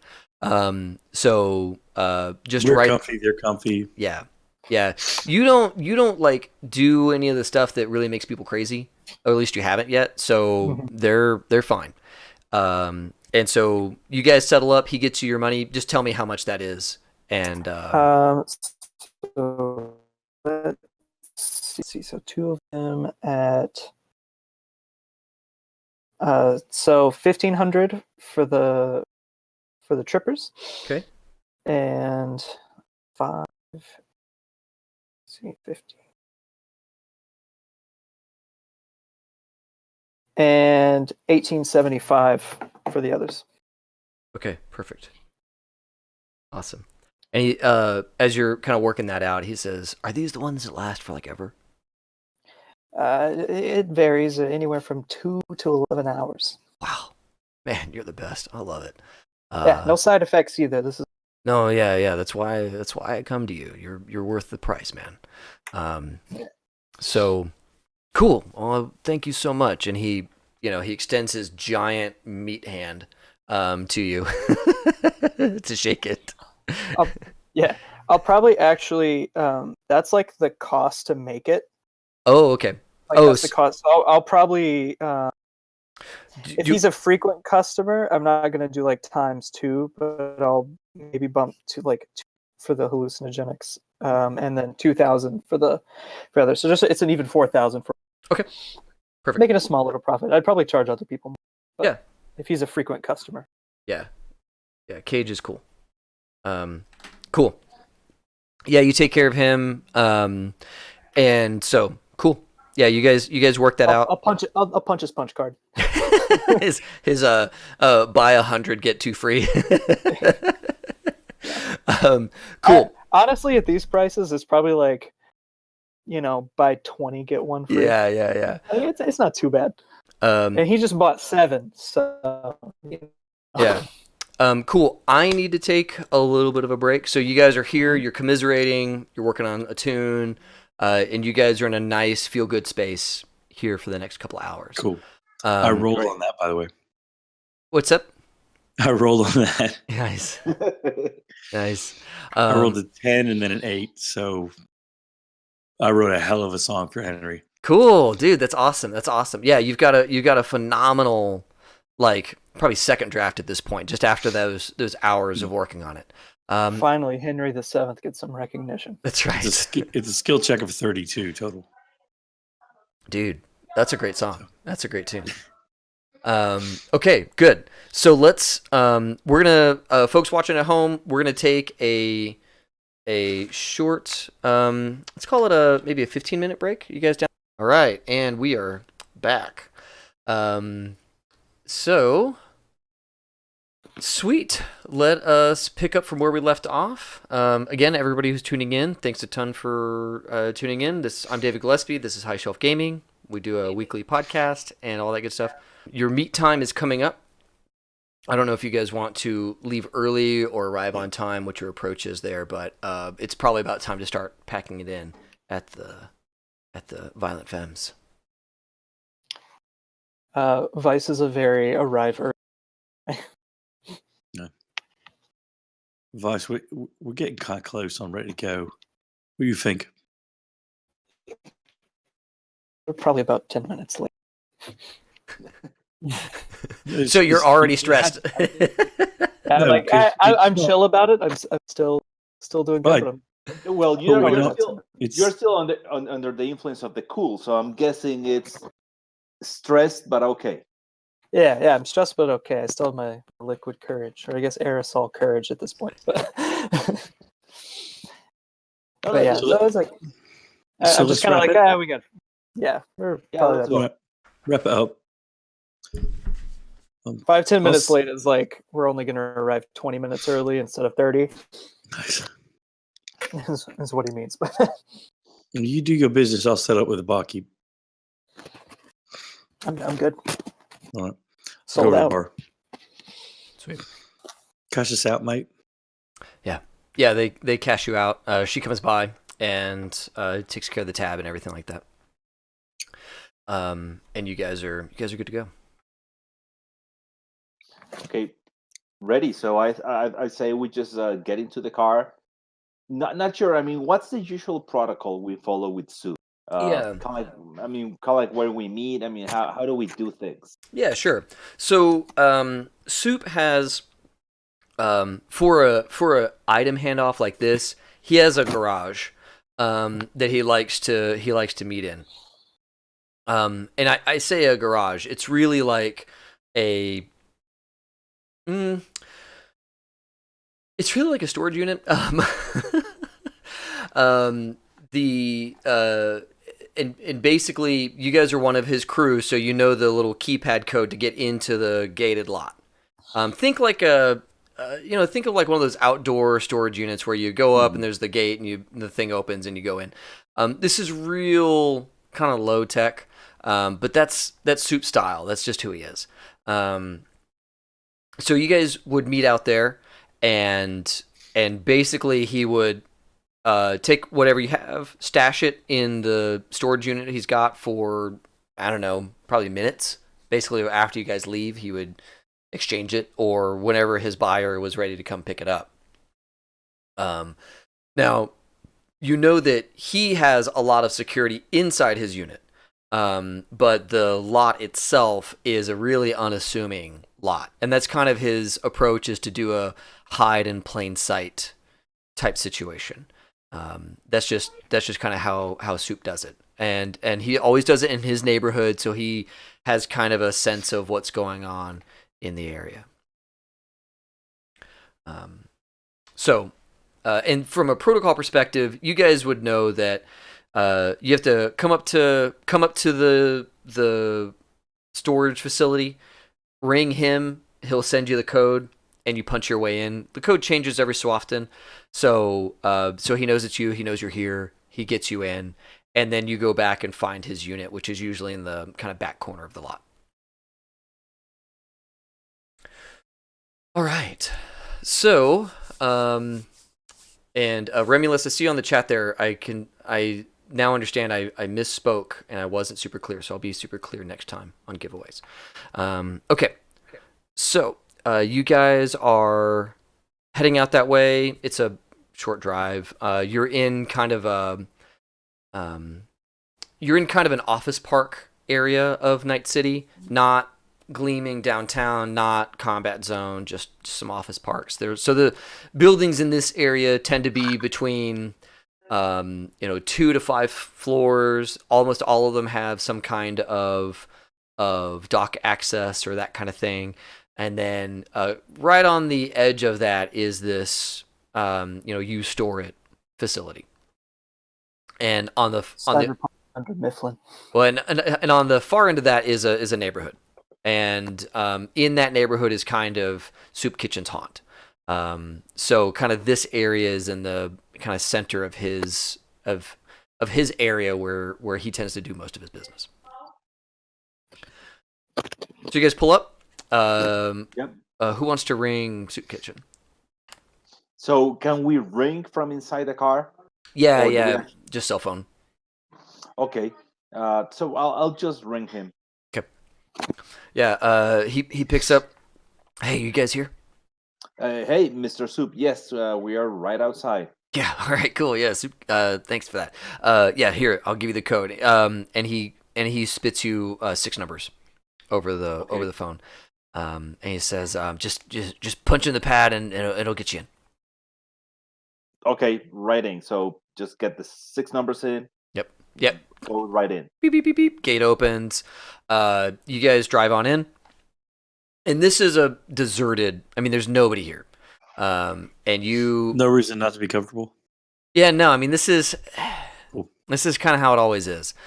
You imagine that these are units that are in use. You can see like a trailer with a boat on it, parked over in a corner. This is like typical stuff.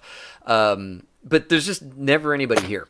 Mm-hmm. So you guys get there, and Soup standing outside next to his storage unit, and he sees you guys pulling up, and as soon as he sees you, he goes over to his thing and starts fiddling with the electronic lock on his unit. And you see that open. You guys park. And then he opens the door just a little bit, and you see him reach under and start doing stuff, disabling things, making it kind of stand down from a security perspective. You guys get out. He's as you know him. He's a pretty casual guy. He's got like jeans, and now he's upgraded to like a t-shirt with a blazer. But that's as fancy as you've ever seen him. So he is coming on up in the world. And so yeah, you guys are get out of the car, you go to your trunk, and he comes right up to you guys and says, "Hey, thanks." He kind of addresses you, Tracy. He says, "Hey, thanks for calling me about Henry, man. Today's been it's just been a shit day, but hearing about Henry really kind of messed it all up. So yeah, I'm sorry you guys were a part of that, Yeah, well, us too. Yeah. Bloke was professional, did his thing, did it right. Was what it was. Yeah. Yeah. Oh. So, how was it? Was it just like real rough or like what happened? Let me show you. Rich, open it up. Yeah, you guys pop the trunk. He comes around. That's how it was. He kind of looks at it. Says, "What is that?" I don't fucking know. Rich? Well, I can't tell you really. As for Henry, the only thing I can tell you is he didn't suffer. Okay, no shit. Because What it says? this thing did it. Yeah. Yeah. Wow. Yeah. Wow. This is Arasaka. Yeah, he pulls And it it was out. very Yeah. careful that it's loaded. Whoa, it's still loaded, mate. Did we not unload that? Put it in Fuck the no. No, No. none of you ever I'm told not me fucking you touching loaded this. It's loaded. Let's go fuck around with it. He immediately like hands off. You guys all like freeze up as the barrel like slams against the bottom of the truck. Let's go around in it, mate. Man shuts this blood thing off, blows Henry to bits, like literally all over Rich. Ugh. And then he reloads while I'm standing there unloading my shotgun at him. I mean, shotting all over the room, right? Like a fucking fire hose, just brah! This man just reloads like no fucking deal. Until he takes his head off, because Rich pulls up his one pop, and that's the end of that boy. But when he drops, the other two start screaming and running. And then some motherfucker in the other room starts shooting through the building at us. I assume with something this or maybe even bigger, because it was coming like pop, pop, pop, pop, pop. And I'm sitting there going, well, fuck me. Because I'm in the hallway next to the fucker. And it's shooting them, lights the whole goddamn room up. These two are like, see ya. Which is what it's supposed to, right? They gravitate, they go. But lucky mate over here, he takes a drug or two, pops something, shoots fucker in the head, ghosted. Like out of nowhere, just then nothing. So at that point, I was like, okay, time to run. He kind of looks over at you, Weiss. I did not take any drugs before I made that shot. I want to clear. All Listen, drugs. the way I tell the story is to the much job. better than the way you tell the story. That's fair. Mr. Kitchen has given you like a new form of respect. He's not used to you taking that kind of. It was an educated guess. Trust me, Soup, we're not used to it either. Yeah. I've never Wow. seen him shoot like that. Wow. But anyway, Educated guess. And it won't we happen got the again. fuck out.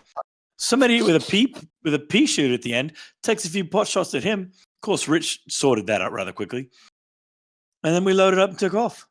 Huh. But fuck me, it's like a fucking tank gun out there. It's like Arnold Schwarzenegger in that old movie, right?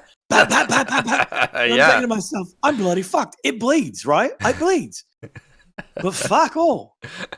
So I think that weapon might be some kind of vehicle-mounted ordnance, maybe. oh, yeah. Yeah, you're not going to put it on a bicycle. You know. Yeah, no, I can't even see how. You said the guy was carrying it? Oh yeah. Yeah, he was Oh, yeah. taking the rounds and just He loading. looks like the Incredible Hulk's little brother, right? He's just like, oh, with the gun. Oh, And of course, the pop from Rich. yeah. Yeah, not too much protection on that. Oh yeah. Yeah. That's common. That's good. Okay, so the good news is at least we have no witnesses. No one knows we took this. That's not true. There were two fuckers got out of a room, Mm. and somebody else was on the big gun. So maybe one of the two guys that got out of the room was on the big gun. Or maybe the three guys in the other room. We don't know if he's dead or not. We just know he just stopped shooting, which, Yeah. you know, is reasonable to assume he lost his top. But Okay. still, they may know that at least one guy got a real good look at you with a big old bright-eyed, bushy-tailed explosion in front of it. But no telling what from now. All right. So They didn't see us for more than 18 seconds, maybe. So a couple of That's probably gangers. true. Couple of gangers, maybe. All right. Right.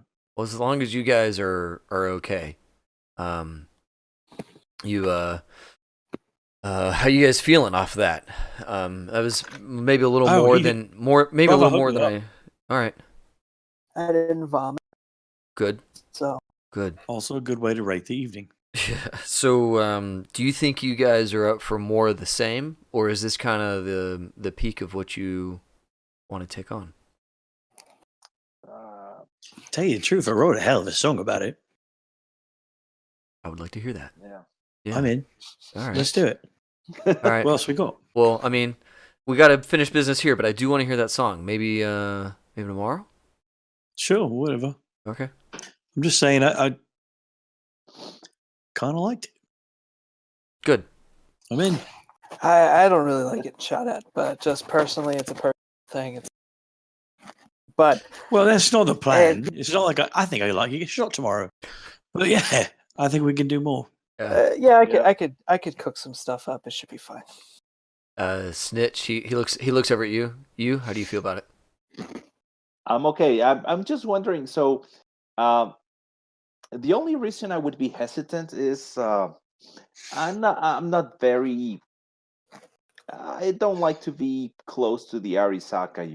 It's I'm usually very wary about them. So, can you give us just a little bit more background as to what we are doing with them? I just want to be. I want to be extra careful whenever I'm dealing with them. Yeah, that's fair.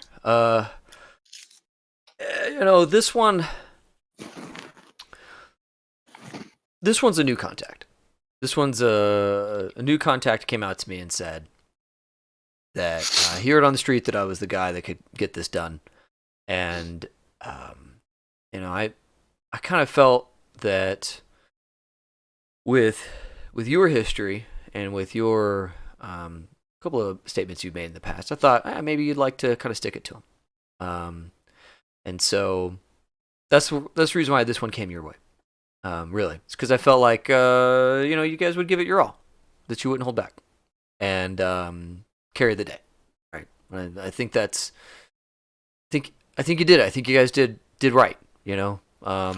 It's unfortunate about Henry, but you guys did the best with the shit sandwich you got. So, you tell me. Do you want more jobs that involve Arasaka, or should that be like a kryptonite, like a no fly? No. Let's go ahead and do them. Okay. I just want to be extra careful about your contacts. I know. Usually these are trade secrets, but whatever additional data I might get from them, that might be helpful. But no. Please keep them coming. Okay. I know. Tres here. He really enjoys those this type of missions, so I'm okay. All right. Good stuff. I just like being in the real. That's all. If you find any wholesale buyers of recreational substances, let me know. I got. Are you looking for some? Are you looking to expand? Looking for some larger distribution. Looking to expand your business. All right. Yeah, especially if I don't have to talk to anyone myself. Okay. There's absolutely a ready and willing market for what you could do. What kind of numbers are you talking there? So real quick, your lab is small. You can do small batch stuff because you just don't have the space or the manpower really to produce a ton. What you make is great, but it's a small number just because of your constraints there. Yeah. See, I can't make large batch stuff, but what I make is really good. So if you find someone who's looking for something really good that I might not know, I don't really talk to. Yeah. Well, speaking as a consumer, it's the shit. Oh yeah. Yeah. This is I do a lot of this is high shelf stuff. Chemistry. I like how you put the high shelf in there. That's real good. Yeah. So he says, okay, all right. Well, that's that might price it a little bit out of the the folks I roll with, but there's every so often a well-heeled guy or something comes around and he's he or she's got just that look about him. So I'll float it. Yeah, I do some I do tweaking with specific body chemistries. So So custom stuff. Yeah, that's what I'm saying. Oh, okay. All right. Yeah. All right. It's, well, it's that's kind of. I typically sell to like the same few people, so expanding. Okay.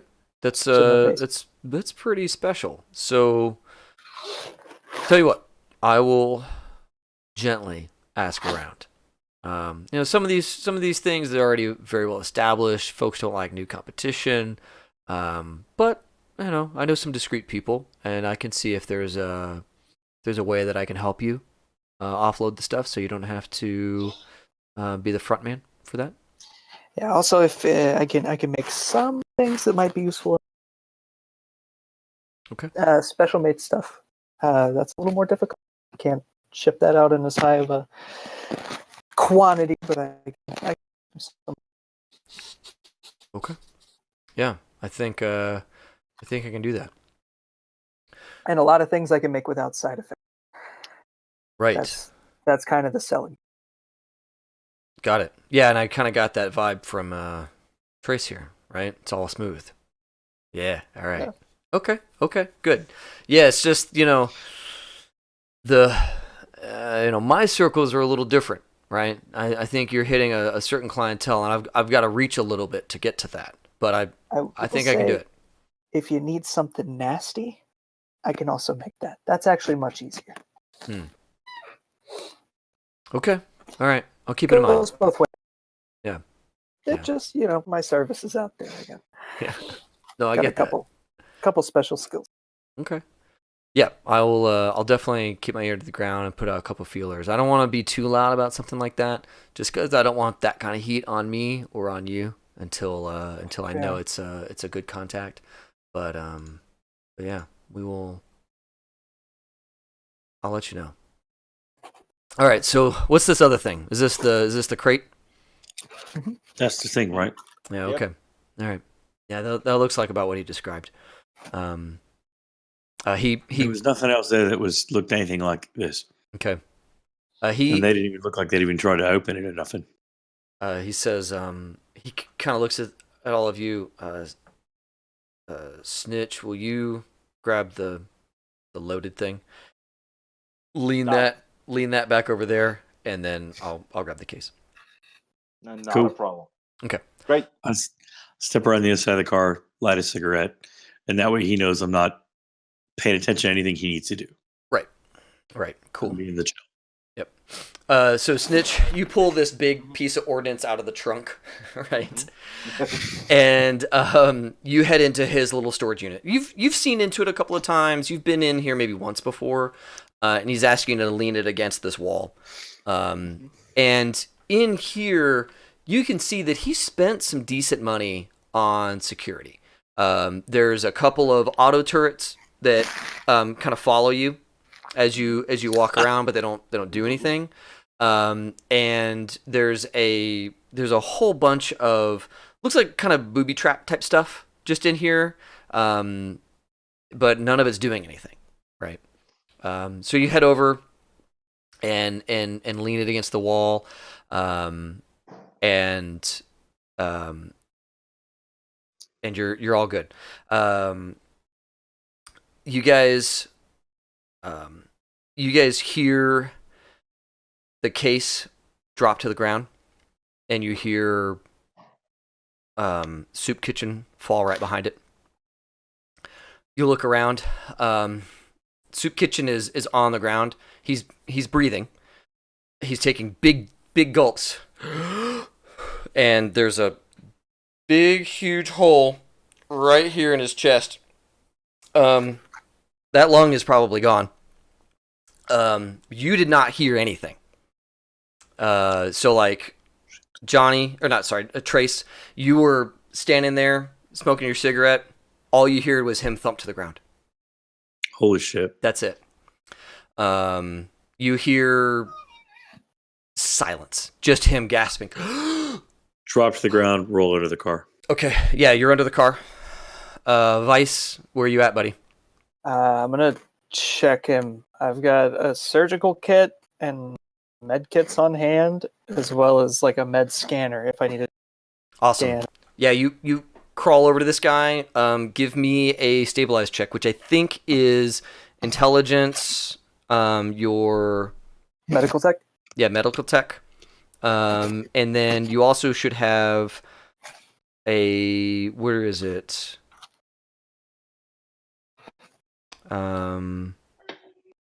Like not surgery. There's a medical skill. There's med check or the med tech, and then there is maybe it's under tech. Oh, like a first aid. There it is. Yeah. So you add all three. I mean, you should be getting a really high roll on this one. Snitch, you turn around and you see him on the ground with Weiss crawled up to him, working on him, and he's face up, kind of looking around like, what the fuck's going on? I got a 37. 37. Okay, cool.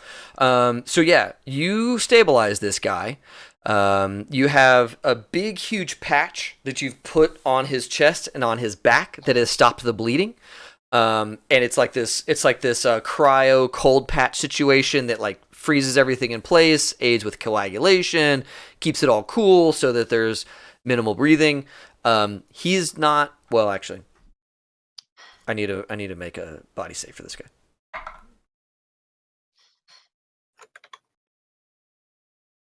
Okay. All right. Well, okay. So you get this guy patched up, and he's not bleeding out anymore, but you see the light is fading from his eyes.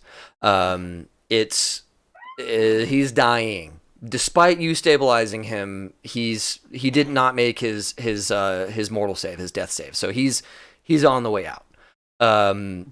Now, what that means is you cannot save him. Mm-hmm. Trauma team might be able to save him, because trauma team, they have different stages of death. And like you dead on the street, the dead you can't bring them back from, to you that's fully dead.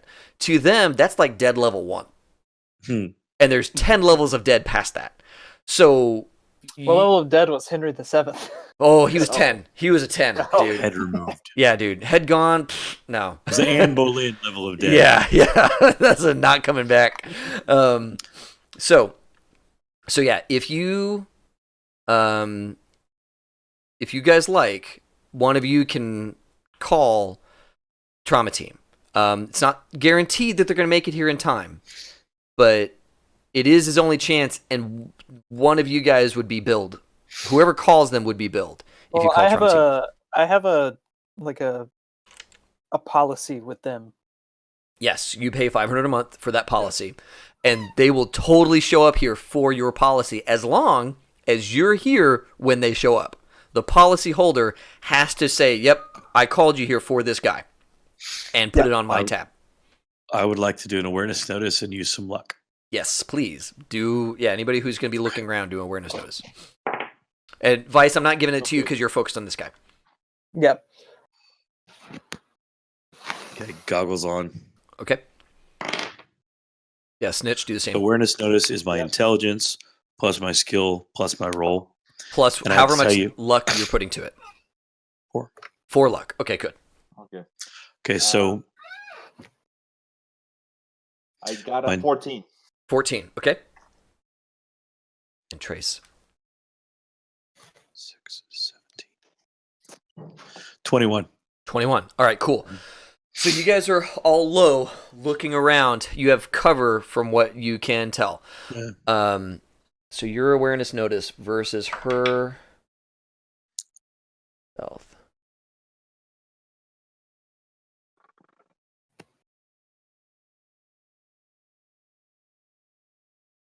Okay. Awesome. You're looking around, you're being very, very thorough. You kind of remember the way he must have been standing. You're looking over in that direction of buildings. Dude, you don't see anything. I got nothing at all. You know the direction, but you don't see a person, you don't see a cause. But you know just where he was at and all that kind of stuff. I'm saying with your awareness notice and all that stuff, you have a pretty good sense of kind of where it came from, and you're really looking hard in that direction, and you're just not seeing like a glint of a scope or movement of a rifle or any of that kind of stuff. You're just not seeing exactly what you're looking for. Okay. Yeah. Okay. So next round, Weiss, are you cracking the card, or are you bringing in trauma team? I'm gonna look at the other two guys. Just feel like, should I call? You go ahead. Fucking save him. Do it. Okay, yeah. I'll call him in. All right, cool. Yeah, there's a little plastic card that you can break to bring them in. They are monitoring your conditions. If you have a policy, they're monitoring you. since you're not failing, you have a little card that you can break out, snap that, and that is effectively calling 911 and saying, come to me. So you guys have a D6 plus 1 minutes. Okay, sweet. You guys are super lucky. It's quiet. About 15 seconds later, you hear far off the high-pitched whine of a VTOL, of a trauma team coming in, of their jet engines that are hovering their car. So you hear that coming. Now, you know that gives you about a minute before they're here. And they're shouting at you. So you have kind of a situation here. You have an open door with all this stuff exposed. You have a case that is apparently super important. What do you guys want to do with the minute that you've got? Whoever did this is not firing at you guys right now. No. I'm just going to say, get the case in the building, close it. In the building, or why not in the car? I think it's better in the car. If people are losing lungs, losing chunks of their chest over this, I'm in the unit. No, I'm not leaving this in here. It's While they're stress. arguing, I'm going to slide out a little further out from under the car and try and look in the direction, because I'm thinking with the sound, I might be able to catch them fleeing. Okay. So I want to try again. Okay. Awesome. Yeah, so you're focused in. Give me another awareness notice. Snitch, what are you up to? Okay, I just grabbed the crate and just put it back in the car. Awesome. Okay. Oh, God. Let me roll again.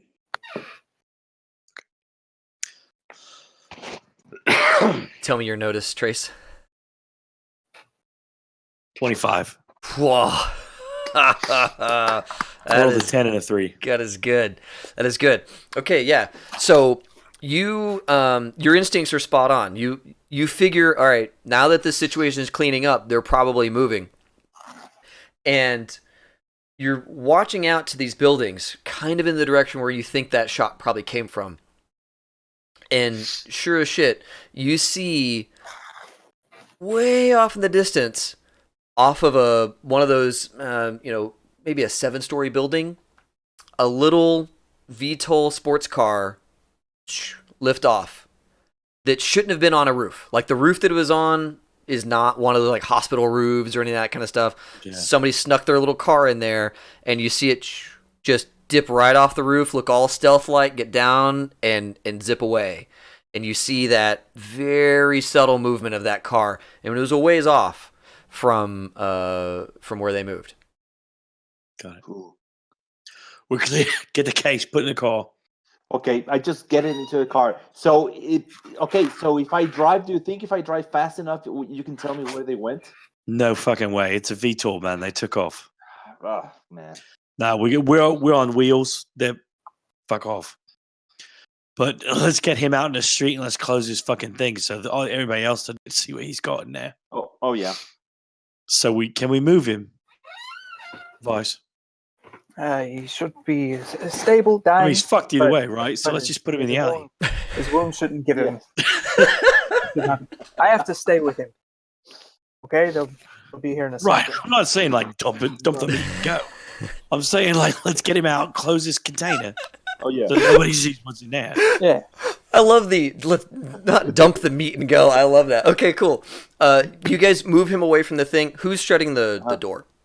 The garage door. Yes. That's you, Snitch? Yeah, I'll just shut down the garage door. Cool. Do you do anything with his electronic lock? It looks intuitive enough to get it closed again, but you actually don't know how it works. It's okay. So can we take the? Would that be something with basic tech that I could like rearm?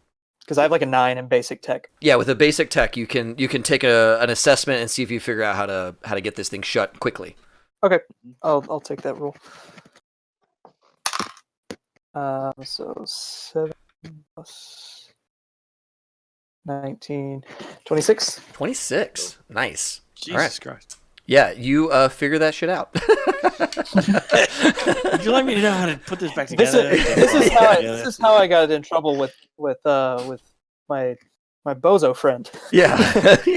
Your It's basic like, hey, can you help with this simple task? And I'm like, oh, here, let me just Yeah. back together. Yeah, exactly. Cool. Yeah, you get that shit locked up tight, Fort Knox style. Maybe even turn on a couple of the things down below with a basic tech roll like that. Either way, you get the thing shut and secure. You guys move the car a little bit away from the body, or move the body a little way away from the car. And sure enough, you see that trauma team VTOL coming in. It's kind of a dark teal.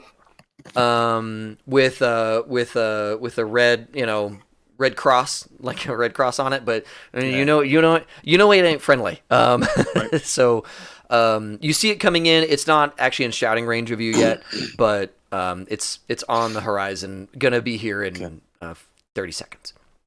Should I tell the other guys to like move? Weiss, stay here. We're going to move on. Okay. We'll Rich, be right get in the back. car. Let's just not too far, just far enough they know not to fucking shoot us. Got it. Cool. Okay. So we roll once like again- 4 doors down or whatever. Yeah, pretty much. And then I'm going to sit on the back of the trunk.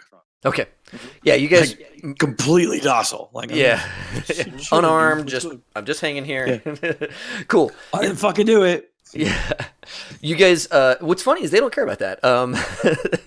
Right. I just don't want them to worry about clearing me out of the area. Yeah, exactly. So you guys move down, you turn the car maybe halfway around the corner, but you're hanging out. Yeah. Unarmed. And this thing comes skidding in and does a real like hard power stop. And Weiss, you are not armed, obviously. So as soon as they land over the loudspeaker, it's saying, it's telling you to turn around, hands up, step away from the body, over this really loud megaphone coming off this trauma team. Say, okay, yes, I'm the policy holder. Shoot. Okay. Yeah, you turn around, hands up. You hear guys exiting the vehicle, and very quickly there is a masked, helmeted gentleman or woman, you have no idea, just person in front of you. And they say, I understand, and they're armed. They have a gun on them, but they're not pointing it at you. He says, or she says, just over the little megaphone, or through their mask, that you hear the voice say, I understand you're the policy holder. Yes, that's correct. Do you accept all charges of this policy, all charges for saving this man's life to be put upon your policy? Sounds good. Okay. And there's a couple other functory questions, like does he have a primary hospital that he goes to once we're done saving his life? You can name your hospital, like the one that you know, or I'll name the one I know. So, okay. All right. Keep good updates on. All right. They say he says, and there is a 20% chance that we will not be able to deliver this person to that hospital, at which point it will be upon you to transport this person. Do you accept that? You hear Sure. he's already loaded onto the thing. They've already picked him up and moved him. Yeah. Okay. And then he leaves. Okay. Wait, if they can't deliver him, do they just drop the body on my doorstep and I have to drive him to the hospital? If they can't deliver him, they let you know, hey, he is going to be outside of this trauma facility. You need to come and get him. Okay. And they really do just kind of put him outside. And it's like, cool. They said they would take care of it. Yeah. All right. They came within 2 minutes. You guys rolled the best you could possibly roll. Nice. For him to show up. So That was quick. Yeah, that was the quickest response you've ever seen from Trauma Team. I just rolled a 1 on the die, so. I'll give him a little. Yeah, and already, I mean, it's a loud burn. Air's moving past you. You kind of get pushed back a little bit against the door, and this thing is already like up and away. Just immediately moving off to wherever their trauma facility is. And there is a percent chance that he's going to make it, like a pretty good percent chance, because they got here within 2 minutes. So let's see how it goes. Well done, mate. You probably saved Soup's life, but I gotta say, the candy stripers at St. Jude's are much hotter. Indeed. Sorry, I shouldn't comment, but that's funny. Just trying to make a joke, Weiss. I'm just kidding, man. C2 can play that game. Reacting Did he very make a poorly fucking to joke, jokes. Rich, did he make a fucking joke at me? Is he pulling on my leg?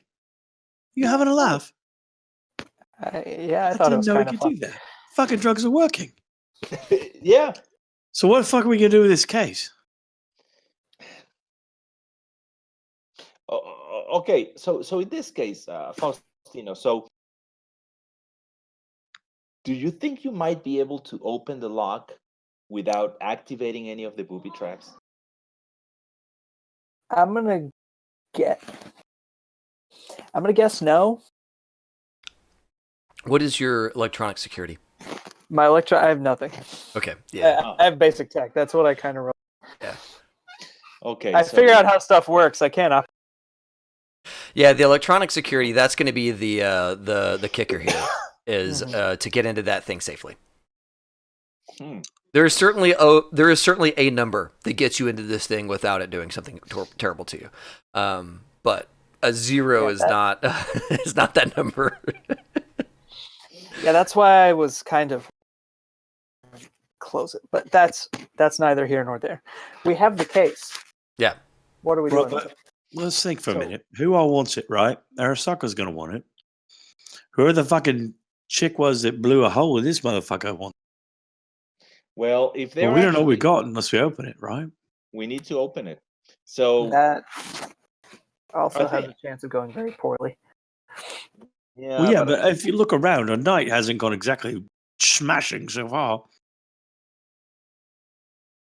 Yeah. I might know a guy who could probably do it. That's what I wanted to hear.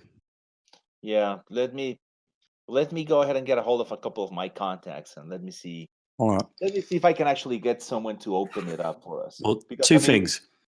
The shooter saw a car, saw it really well because they shot. That was a scope shot, or I'm a fucking moron.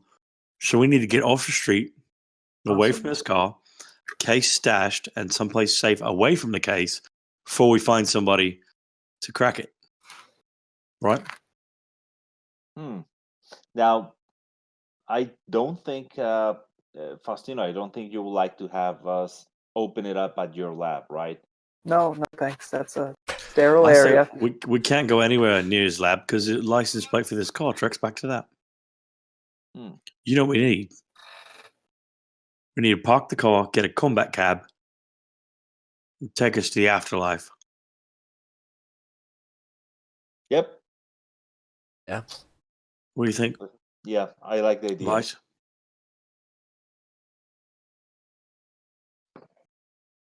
All right. I'll call the cab. Weiss, you ditch the car and meet us back into the afterlife? Why am I driving? It's your car, mate. Oh. No, it's Rich's car. It's right. I'm a fucking idiot. I'm on drugs. Don't listen to me. Oh, that's right. This stuff lasts forever. Hey, I just signed the checks. I don't take ownership of anything. No, right. So we want the car at your lab. We want the case somewhere else, and nobody goes near Snitch's house. Yeah. Yep. All right. Okay. So I'll just go ahead and just take the car back to the lab. So then you take the case. I mean, you just go ahead and get a cab and take. We'll get a cab from here. Okay. Yeah. Am I going? Where am I going? You're with me, mate. We're good. Yeah, with him. Okay. Come on, cab. You just said you didn't want to do anything with the car. I'll take the car. Yep. All right. The combat cab is en route. All right. Okay. Got it. Don't lose my fucking shotgun. I love that motherfucking thing. Okay. That cab shows up right away. Fuck off. Oh, man. You guys are in a great place. I don't know what it is. You're like in the transit. From now on, we do really good right here. Soup's out. Yeah. Why does Soup do his business here? That's fucking why. It's not because it was like, hey, I need a storage bin. No, fuck all. I'm in the middle of two major intersections, and I can get anything here at any moment. This fucking place, I want to buy a house here. Fucking A. Can't even get a piece of that. Wait, Kevin, can you take my case? Yeah. So the cabbie pulls up, and it's another VTOL, right? The combat cabs are VTOLs, and they've got deck mounted guns and stuff like that. I mean, they're cool. They pull up, and the loadmaster jumps out and kind of comes running up to you guys. He's got a helmet on, and he comes running up to you guys and kind of shouts over the whine of the engine. Is it all three of you, or just who all's coming? No, 2 riders, 1 bag. All right, you carry the bag? No, that's yours, mate. I'm pointing at the case. All right, he doesn't. He doesn't know any better. Wait, actually, it says Arasaka on it. He goes to do it, and he goes, "Nah, man, that's got to be you." Bugger all. Okay, we'll okay. see you there. Wait. I still remember one of my possessions. I still have my old Arasaka badge. Oh. Yeah, that's one of my possessions. So I just take it out. And it's like, just get it get it inside the cab. It's mine. Understood, sir, right away. And he immediately changes his whole tune, picks it up, and brings it into the combat cab. That's not, man. It's got to be you. Yeah, oh yeah. Immediately he assumes that's yours. Like, oh, okay, I have a rep of Arasaka here telling me what to do. Done. I will do that. Right. Earlier, it was not a rep of Arasaka. Some fucker with light tattoos on his arm telling you carrying Arasaka. It's like, what are you talking about? Yeah, no. Yeah, okay, cool. Yeah, so he's busy doing that. Yeah. Right. Got it. Okay, so meet you over there half an hour? The way these guys drive, we'll be there for 15 minutes before you get there. Okay. Just see you in a bit. Don't drink too much. Well, now you're being unreasonable. Oh, come on. The loadmaster shouts over the whine of the engine, "Meter's running!" Yeah. Awesome. You guys climb in. Weiss, you're with the combat cab, right? Yeah. Awesome. Yeah, you guys hop in, and this is the same thing as those jerks earlier. The air going everywhere, big plume of smoke, and they immediately bust out. Their presumption is you're paying for the experience. Really, is what it is. You're paying for the joy of being sent wherever you need to go in a very violent manner. Right. Yeah, you guys get to the afterlife in 5 minutes. It is a straight hard burn, and this driver is good, man. He does a hard bank and gently sets you guys down on the landing pad nearest the afterlife. And the afterlife is a bar club situation. You can already hear the thumping of the music inside, as you guys are both standing there with the case on the ground, and the combat cab is lifting away. All right. How big is the case? It's a trunk. It's 2.5 feet wide, a foot or so tall, with two like big rubber handles on the left and right. Okay, take off my jacket. Yep. Put it over the case. Weiss, why don't you hang back a bit, and we'll get me 2 big growlers. Be back in a minute, see if we can find a place safe to stash this, so we're not walking all like fuck all with Arasaka into the club, right? That sounds good. Okay. Where are we gonna? Are there like places stuff like this in a club? Yeah, I got a plan. I'm gonna trust you, and yes, it might good. be the drug stalking, but that's what I'm gonna do. It's good. No, I got a plan. It's all right. I'll stay here then. Yeah. You do that. Put the jacket over the case, and you stay with the case. Yeah. That sounds awful. I don't like that at all, but I'll do it. Just chill, mate. It'll be all right. That's awesome. I'm not even due for another dose, and I want to take another one. Like, how bad is a double dose? How bad is that really? No, it's cool. Trust your brother. Trust your brother. Is it cumulative? It's all right, mate. If it's cumulative, I'll pop another one to get my cool up to 9. But I don't think that's how it works. Okay, so head straight to the bouncer. Yeah. You head to the bouncer. She is a big thresher, and gives you a nod and says, she looks at you and says, "No weapons." Yeah, I got to ask a favor. What? So I need a private. We need our own table, bottle service, and I got to bring a box in. And I can't promise you there are no weapons, but I can promise you that everything I have will be tossed off. Okay. All right. What's it going to cost? How long you need the room for? Or the table for? At least half hour, maybe. Let's say 2 hours, and we'll see where we go from there. Yeah. All right. $2,000. All right. All right. She presses a button on this little intercom next to her, and she says, "Private room, bottle service, VIP. They're bringing luggage." And on the other end, you hear this very smooth voice say, "You got it, darling. We'll be right out." Thanks, love. Go back over to Weiss. Right. Got a private room. We'll be fine. While Trace has been away, Weiss, you've probably not been to the afterlife before. This is definitely a high body count club. It's not a good place for him. There are. I look like I belong here. Totally. Yeah. You look like you belong, but you don't feel like you belong. Because, like, just standing here, you've seen a gaggle of women and men with the cyber dreads, the big light up dreadlocks coming down. Somebody wearing a full predator mask. Up on the like reticulated stilts. There's a lot of body modifications that you're seeing here. This is a very edgy place in the club section, right? And then you have all these like meat threshers and solos and really scary looking people going into the bar section. So they're all it's all together, and none of this feels great. None of this feels your great. introvert radar and detect safety system is exploding. Yeah, for sure. Okay, so but Trace comes back, and you've been with the case. Nothing's happened. And once you get to the case, you see two guys in turtlenecks, black turtlenecks with white jackets. Come out. They're wearing really nice black slacks with white stripes down the sides, and they kind of talk to the bouncer for a second, and she indicates in your direction.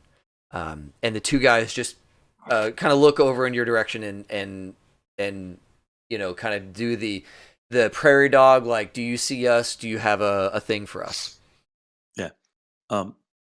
Weiss, grab it if you can, and take it to these gents. Now, with my coat off, my jacket off, he's got a t-shirt on, and so his arms are covered in swirling light tattoos. Awesome. Yeah, so they're all radiating around and well, not only that, but they change shape. Like they do 3 different things on each arm. Nice, No. awesome. I'll just be like, you can carry the case. I'll go pay because I'm sure this is expensive. Right, that's a good. I'll take you up on that. I get the case. I've got the Cyberpunk half my checkbook. savings. Like, Yeah, you're like, I know what to do here. Pay money. Cool. Yeah. So Trace, you're carrying the case. You bring it up to the guys, and they look at both of you and they say, one of them says, "My name is Cuddy, and how may I address you?" He looks at both of you. I'm Trace. This is Weiss, and we're just here for a nice evening. I appreciate it. Wonderful. Will you have any friends or guests joining us this evening as they open the door into the club for you guys? We do have another coming. He'll let us know when he arrives. All right. Well, we look forward to his arrival. And they usher you through. There's bodies packed in here. People are dancing everywhere. The music is loud.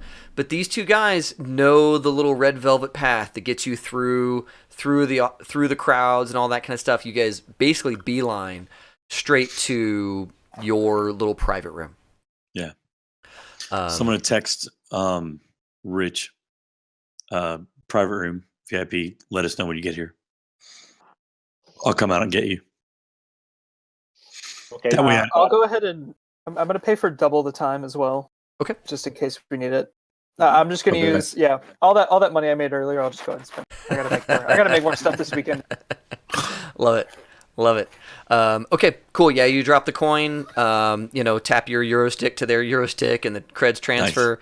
Nice. And you absolutely get double the time. And this is a private room. Nobody comes in or out unless you allow it. There's bottles waiting for you. One's already open.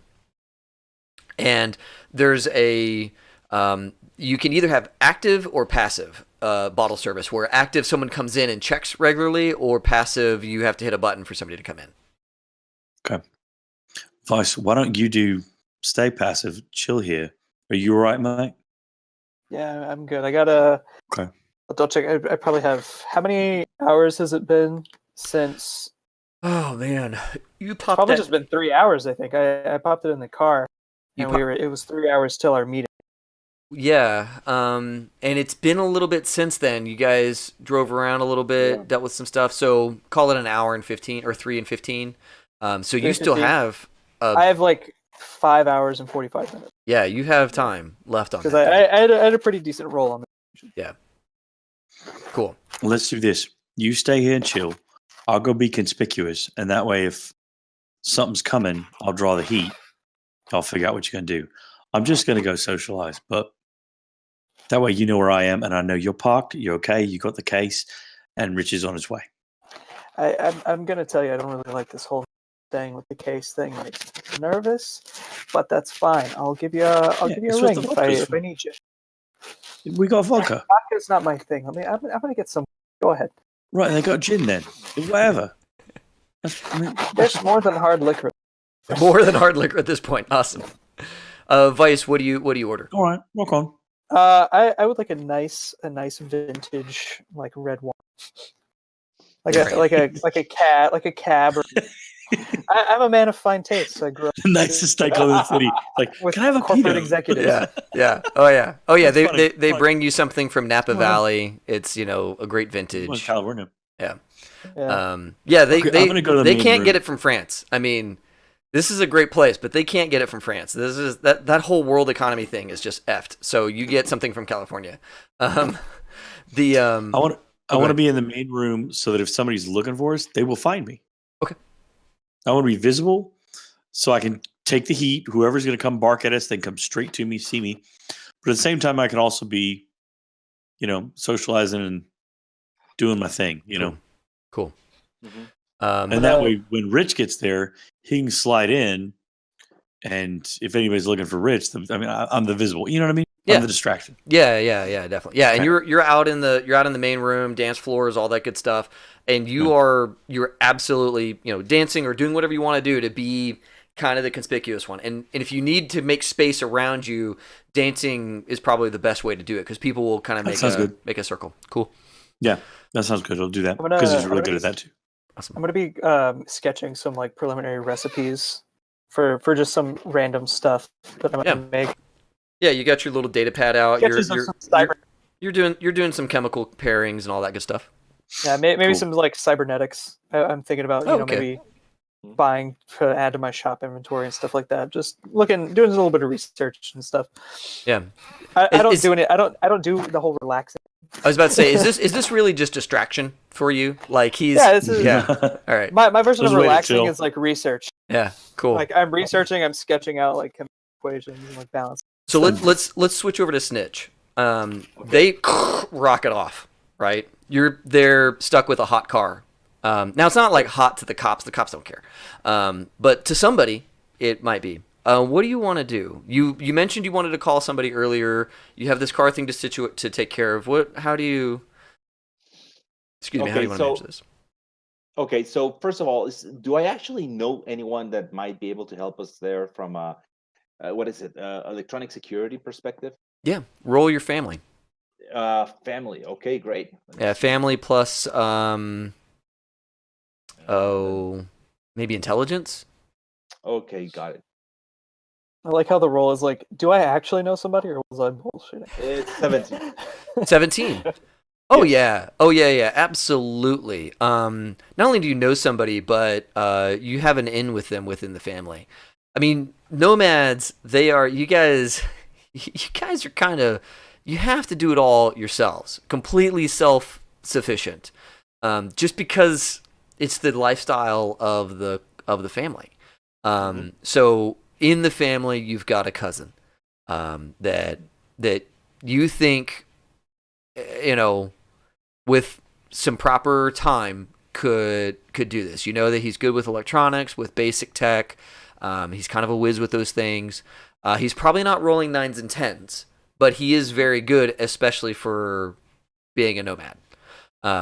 So that would be like immediately when you kind of take a second and kind of go through it.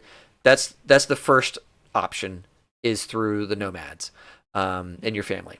There is another option through the corp side. You do know that you could find someone to pay to do this. And they are likely to be higher skilled, but they're going to come with a different kind of baggage, right? Because they're going to want money, and you might have to pay extra for discretion and all that kind of stuff. So there's kind of a trade-off in terms of expediency and skill is maybe lacking on the family side, whereas you start to worry about discretion and loyalty on the corporate side. Yeah, no, I think I'm gonna go with the family side. Since I don't even know what's inside the crate, so it's I don't really want to tip anyone inside the corporation that we actually have. Yeah. Okay. Okay. So yeah, you know how to get a hold of. You basically have to call mom, and kind of tell her what you need, and then she makes the arrangements.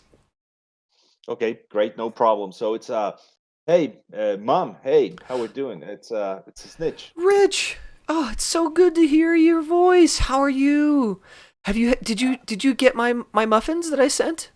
I got them. Thank you very much. It's I actually I ate a couple. My roommates actually ended up eating the rest of them, but You yeah, they really loved them. you are too nice. I need to. I'm trying to feed you, boy. You need to eat what I send you.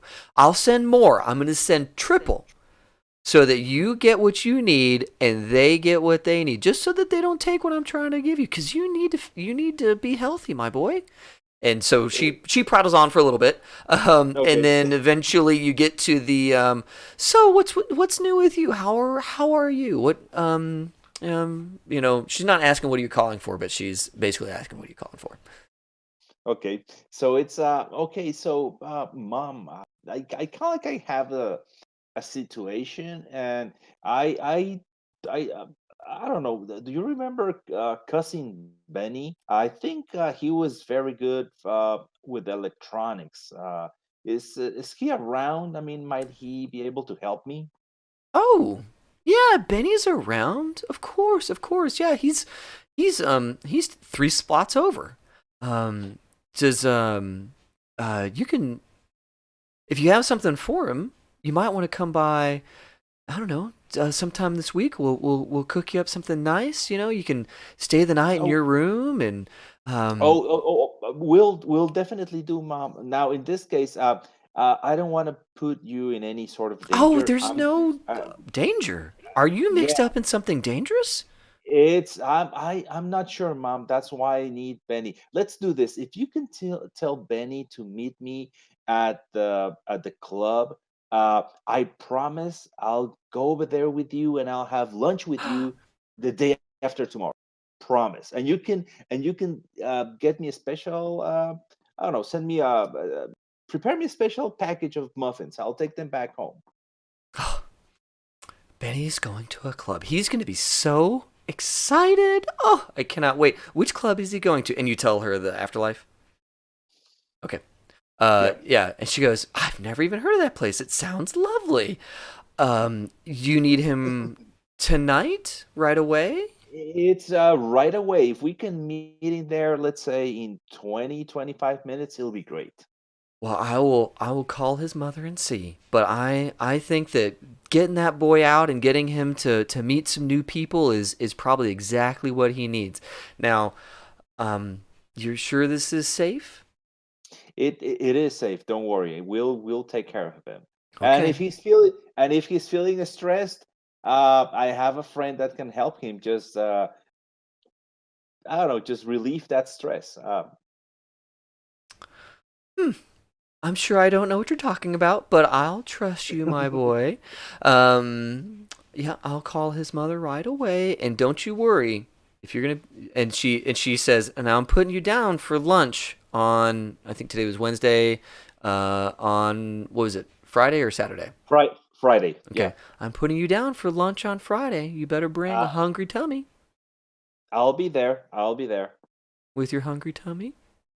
Definitely. I love you, boy. I'll see you soon. Okay. See you later. Bro. I've had that conversation many times. Yeah. Awesome. Yeah, you ring off. And what are you going to do with the car? So I think I'm gonna drive as close as I can um, to the nightclub, Yep. and I'll probably gonna leave it. I don't know, say 3 or 4 blocks away from it.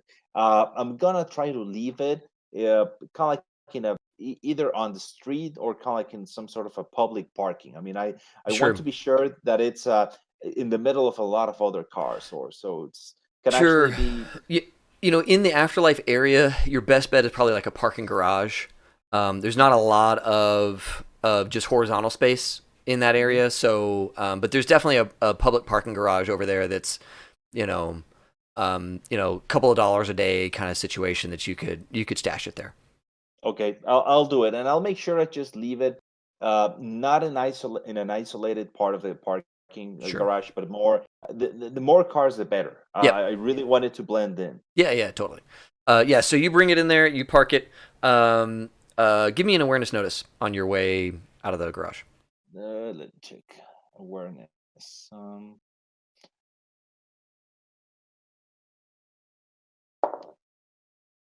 14. 14. Okay, cool. You kind of get the impression that a lot of the cars in here are stashed. That your car is amongst friends. Okay. Just by the look of them, like a couple of them are nice cars, but they got a little dust on them. So yeah, you get kind of that vibe that this is a common practice in this neck of woods. Okay, so you get to you're heading up to the afterlife. You message your guys. Oh yeah, I just message Tress, and I tell Tress I'm on my way. It's gonna be 2 of us. I have someone who can help us. No, I text him back. Cool. Weiss is in the room. Just ask for him. He's paid for everything. Okay. Your cousin calls you, Okay. Rich Snitch, and says, "Hey, Snitch, Hey Benny, what's up? I am I'm on the way. Is there my mom said it was like a club for what are you getting me into? Don't worry. Nothing to worry about. It's what do you like to drink? Are you into scotch? Do you like Sure, I don't know. yeah, I think I could do a scotch. Yeah, that Ah, sounds I'll do a scotch. that's we have tons of bottles in here, just free liquor. Just come over here. I'll talk to you about it. Nothing to worry about. It's gonna be very simple. Okay.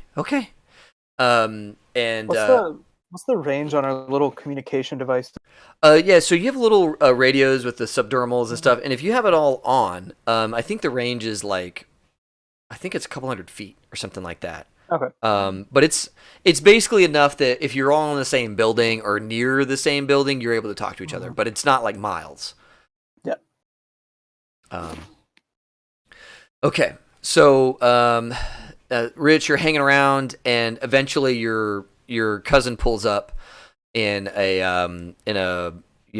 like a cab, like just a normal taxi, and he gets out and you can tell he's nervous. He's got kind of a nice shirt on, and he's got pants without holes in them, and he's kind of like, Snitch, you think this is all right? I mean, am I? No, don't worry, everything will be fine. Come on, man. Come on. It's like I just go up to the bouncer. It's like, hey, we have a room. We are here with the Weiss. I just give him the kind of like the room name or the room number. Yeah, It's yeah, like, and it's a lady, and she's kind of big. She's got kind of a bodybuilder physique. She's got a big weapon.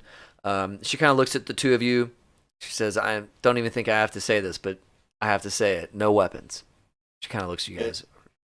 Yep. No weapons. That's. Do you have any weapons, Benny? No. It's okay. She presses the intercom, says, 2 more for Weiss. Weiss, there's a gentle knock on your door.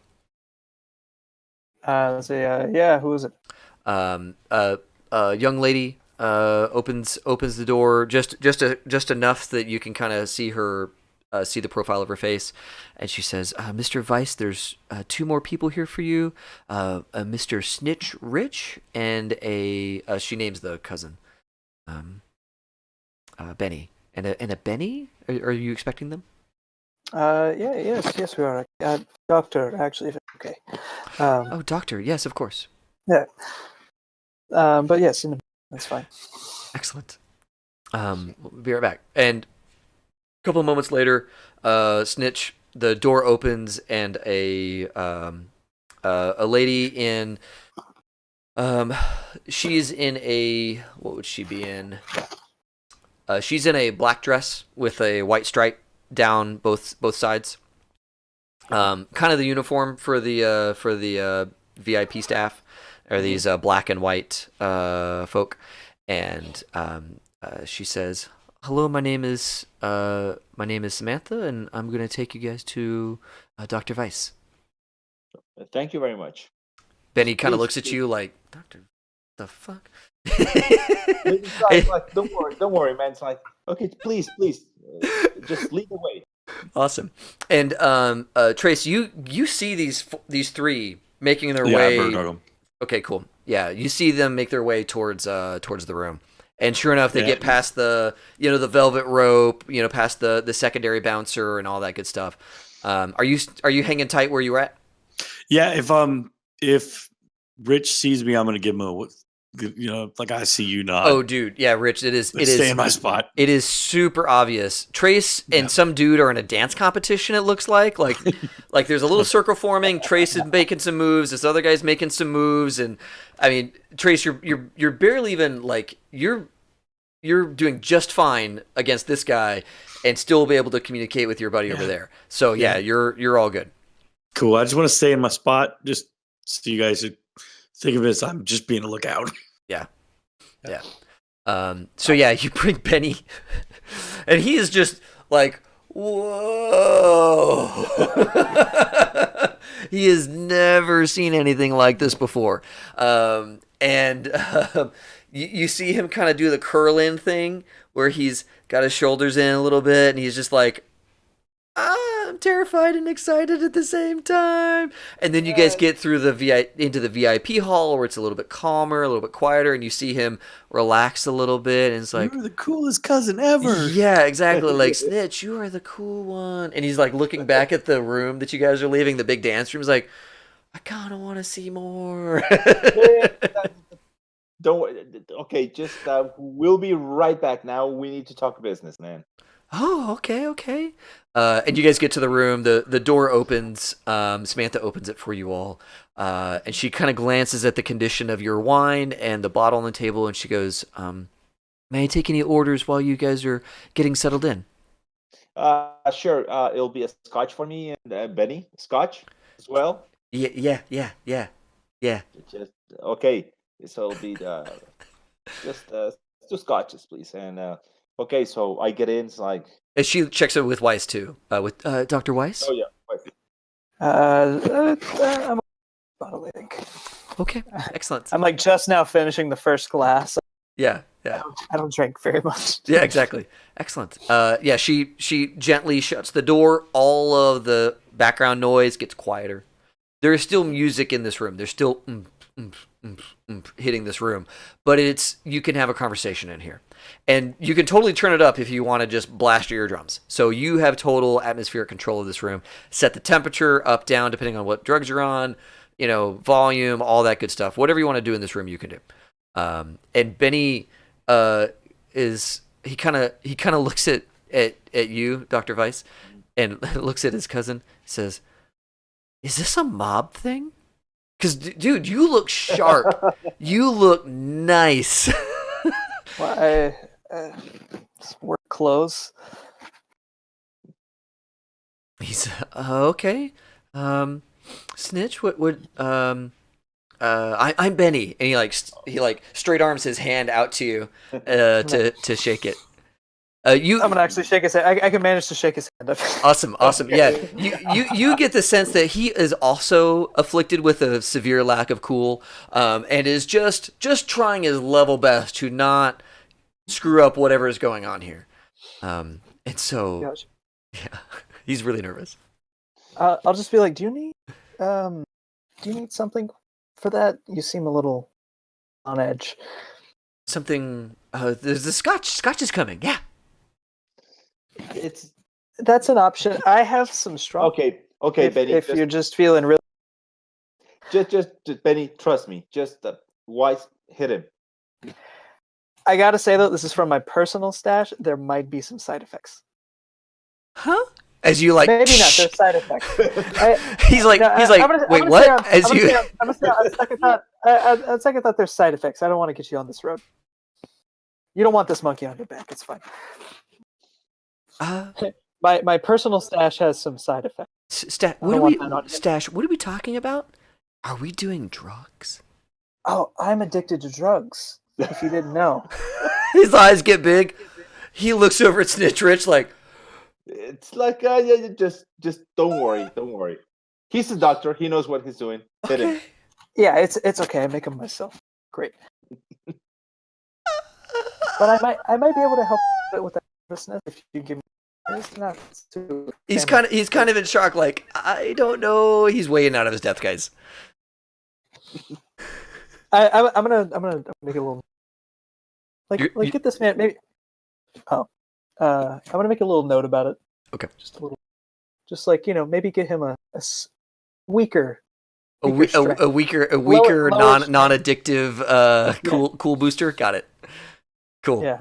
Just like maybe for Benny. We'll see. He might die. And before you know it, the drinks are in the room, and he kind of like shakily holds his glass, and starts to sip it. And this is great.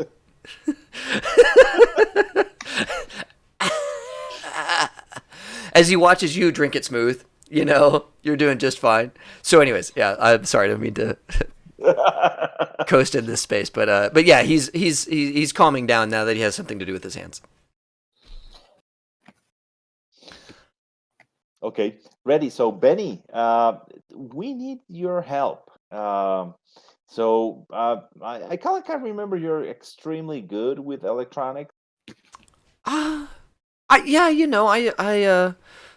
dabble. I've got my projects. Back at the camp, and I'm probably the best in the family. Honestly, I don't want to brag, but I'm.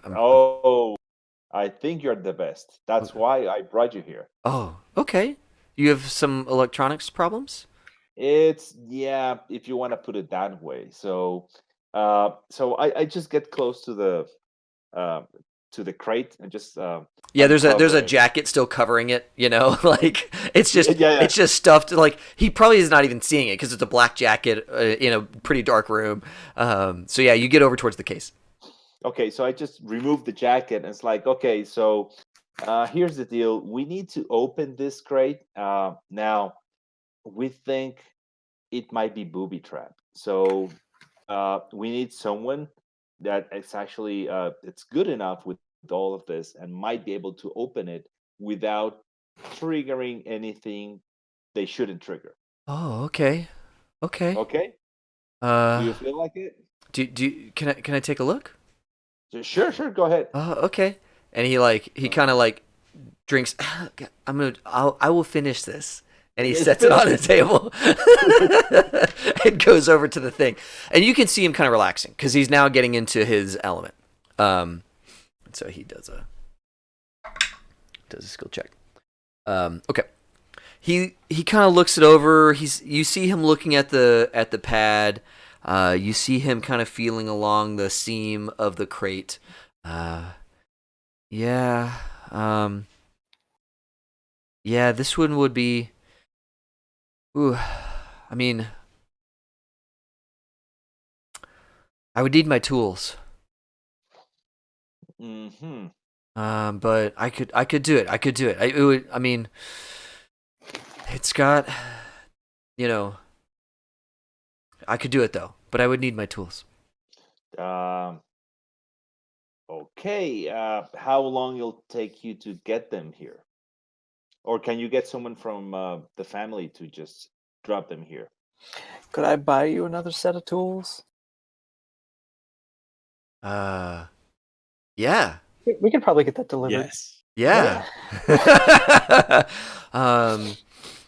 Yeah, absolutely. Well, we would need, and he starts listing off a couple of things that he would need. That's awesome. Yeah, so I'm here to throw money at my problem. yeah, no, this is great. This is great. So yeah, he lists off like a tech scanner and a couple of probes and he lists off a couple of things. I don't have the Chromebooks like handy, but let's just total up to like maybe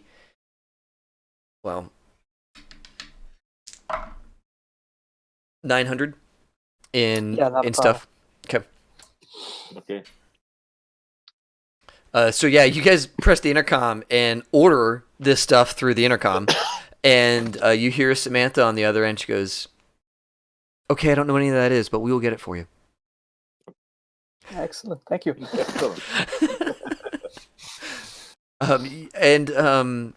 So while you guys wait, Benny says, "How, Rich? How'd you get that?" Don't worry. It's from my prior life. Remember before I joined the family? Yeah. Okay, don't worry. It's related to that. Oh, okay. Are you supposed to be able to open it? Like, is it yours?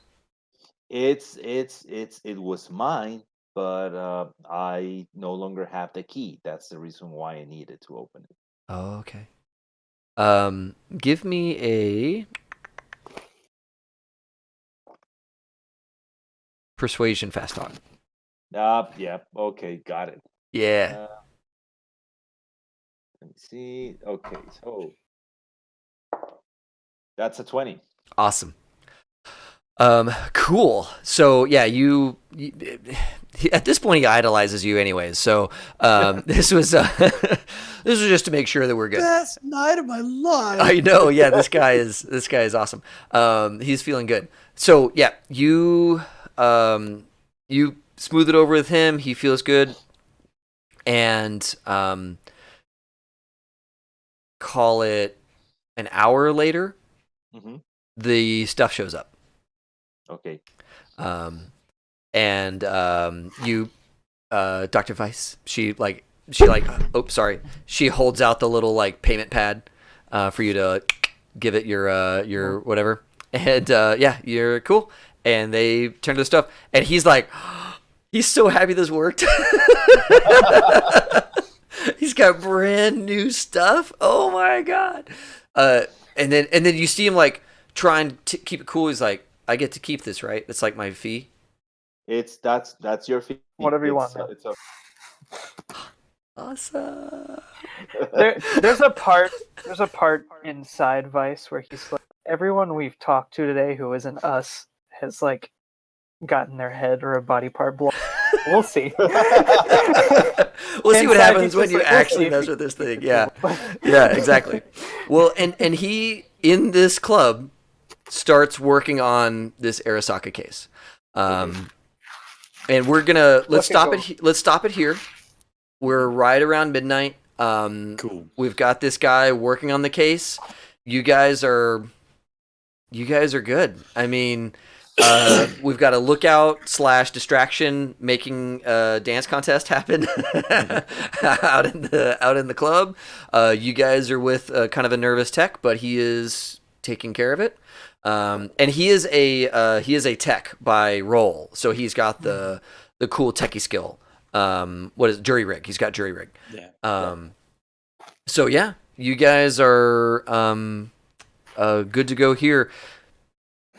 Guys, I'm feeling really good about this. Folks at home watching the stream, thanks a ton for tuning in to session 1.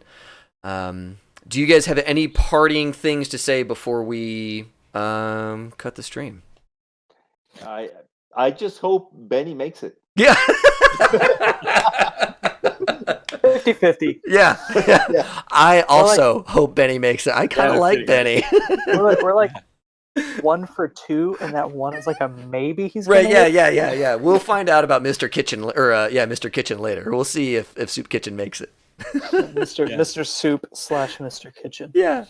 In theory, by next session, I won't have bronchitis, so I'll sound differently. Yeah, and we're gonna pick this up again next Friday. We're all good for that, right?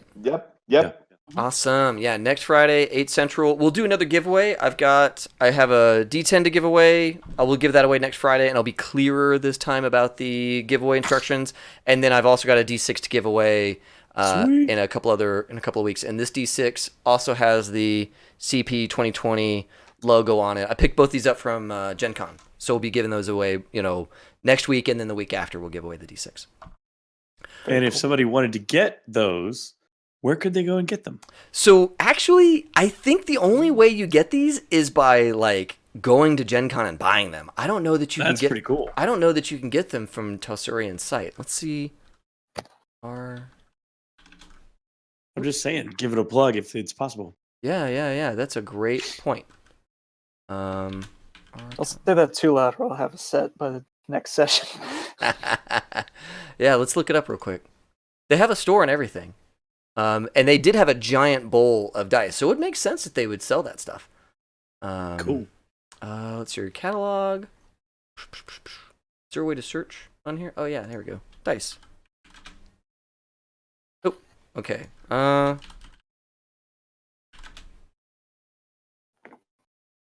right. I will find that out, and we will talk about it next time. Cool. That's a really cool idea. All right, everyone at home, thanks a ton for listening. This has been High Shelf Gaming. Phil and Hugo and Ethan, guys, thanks a ton for playing, man. This has been so much fun. Problem. Absolutely. It's a lot of fun. Awesome. All right, guys. Everybody at home, good night. Oh, wait. Have fun and play well. I was about to say, where's your tagline, man? Yeah.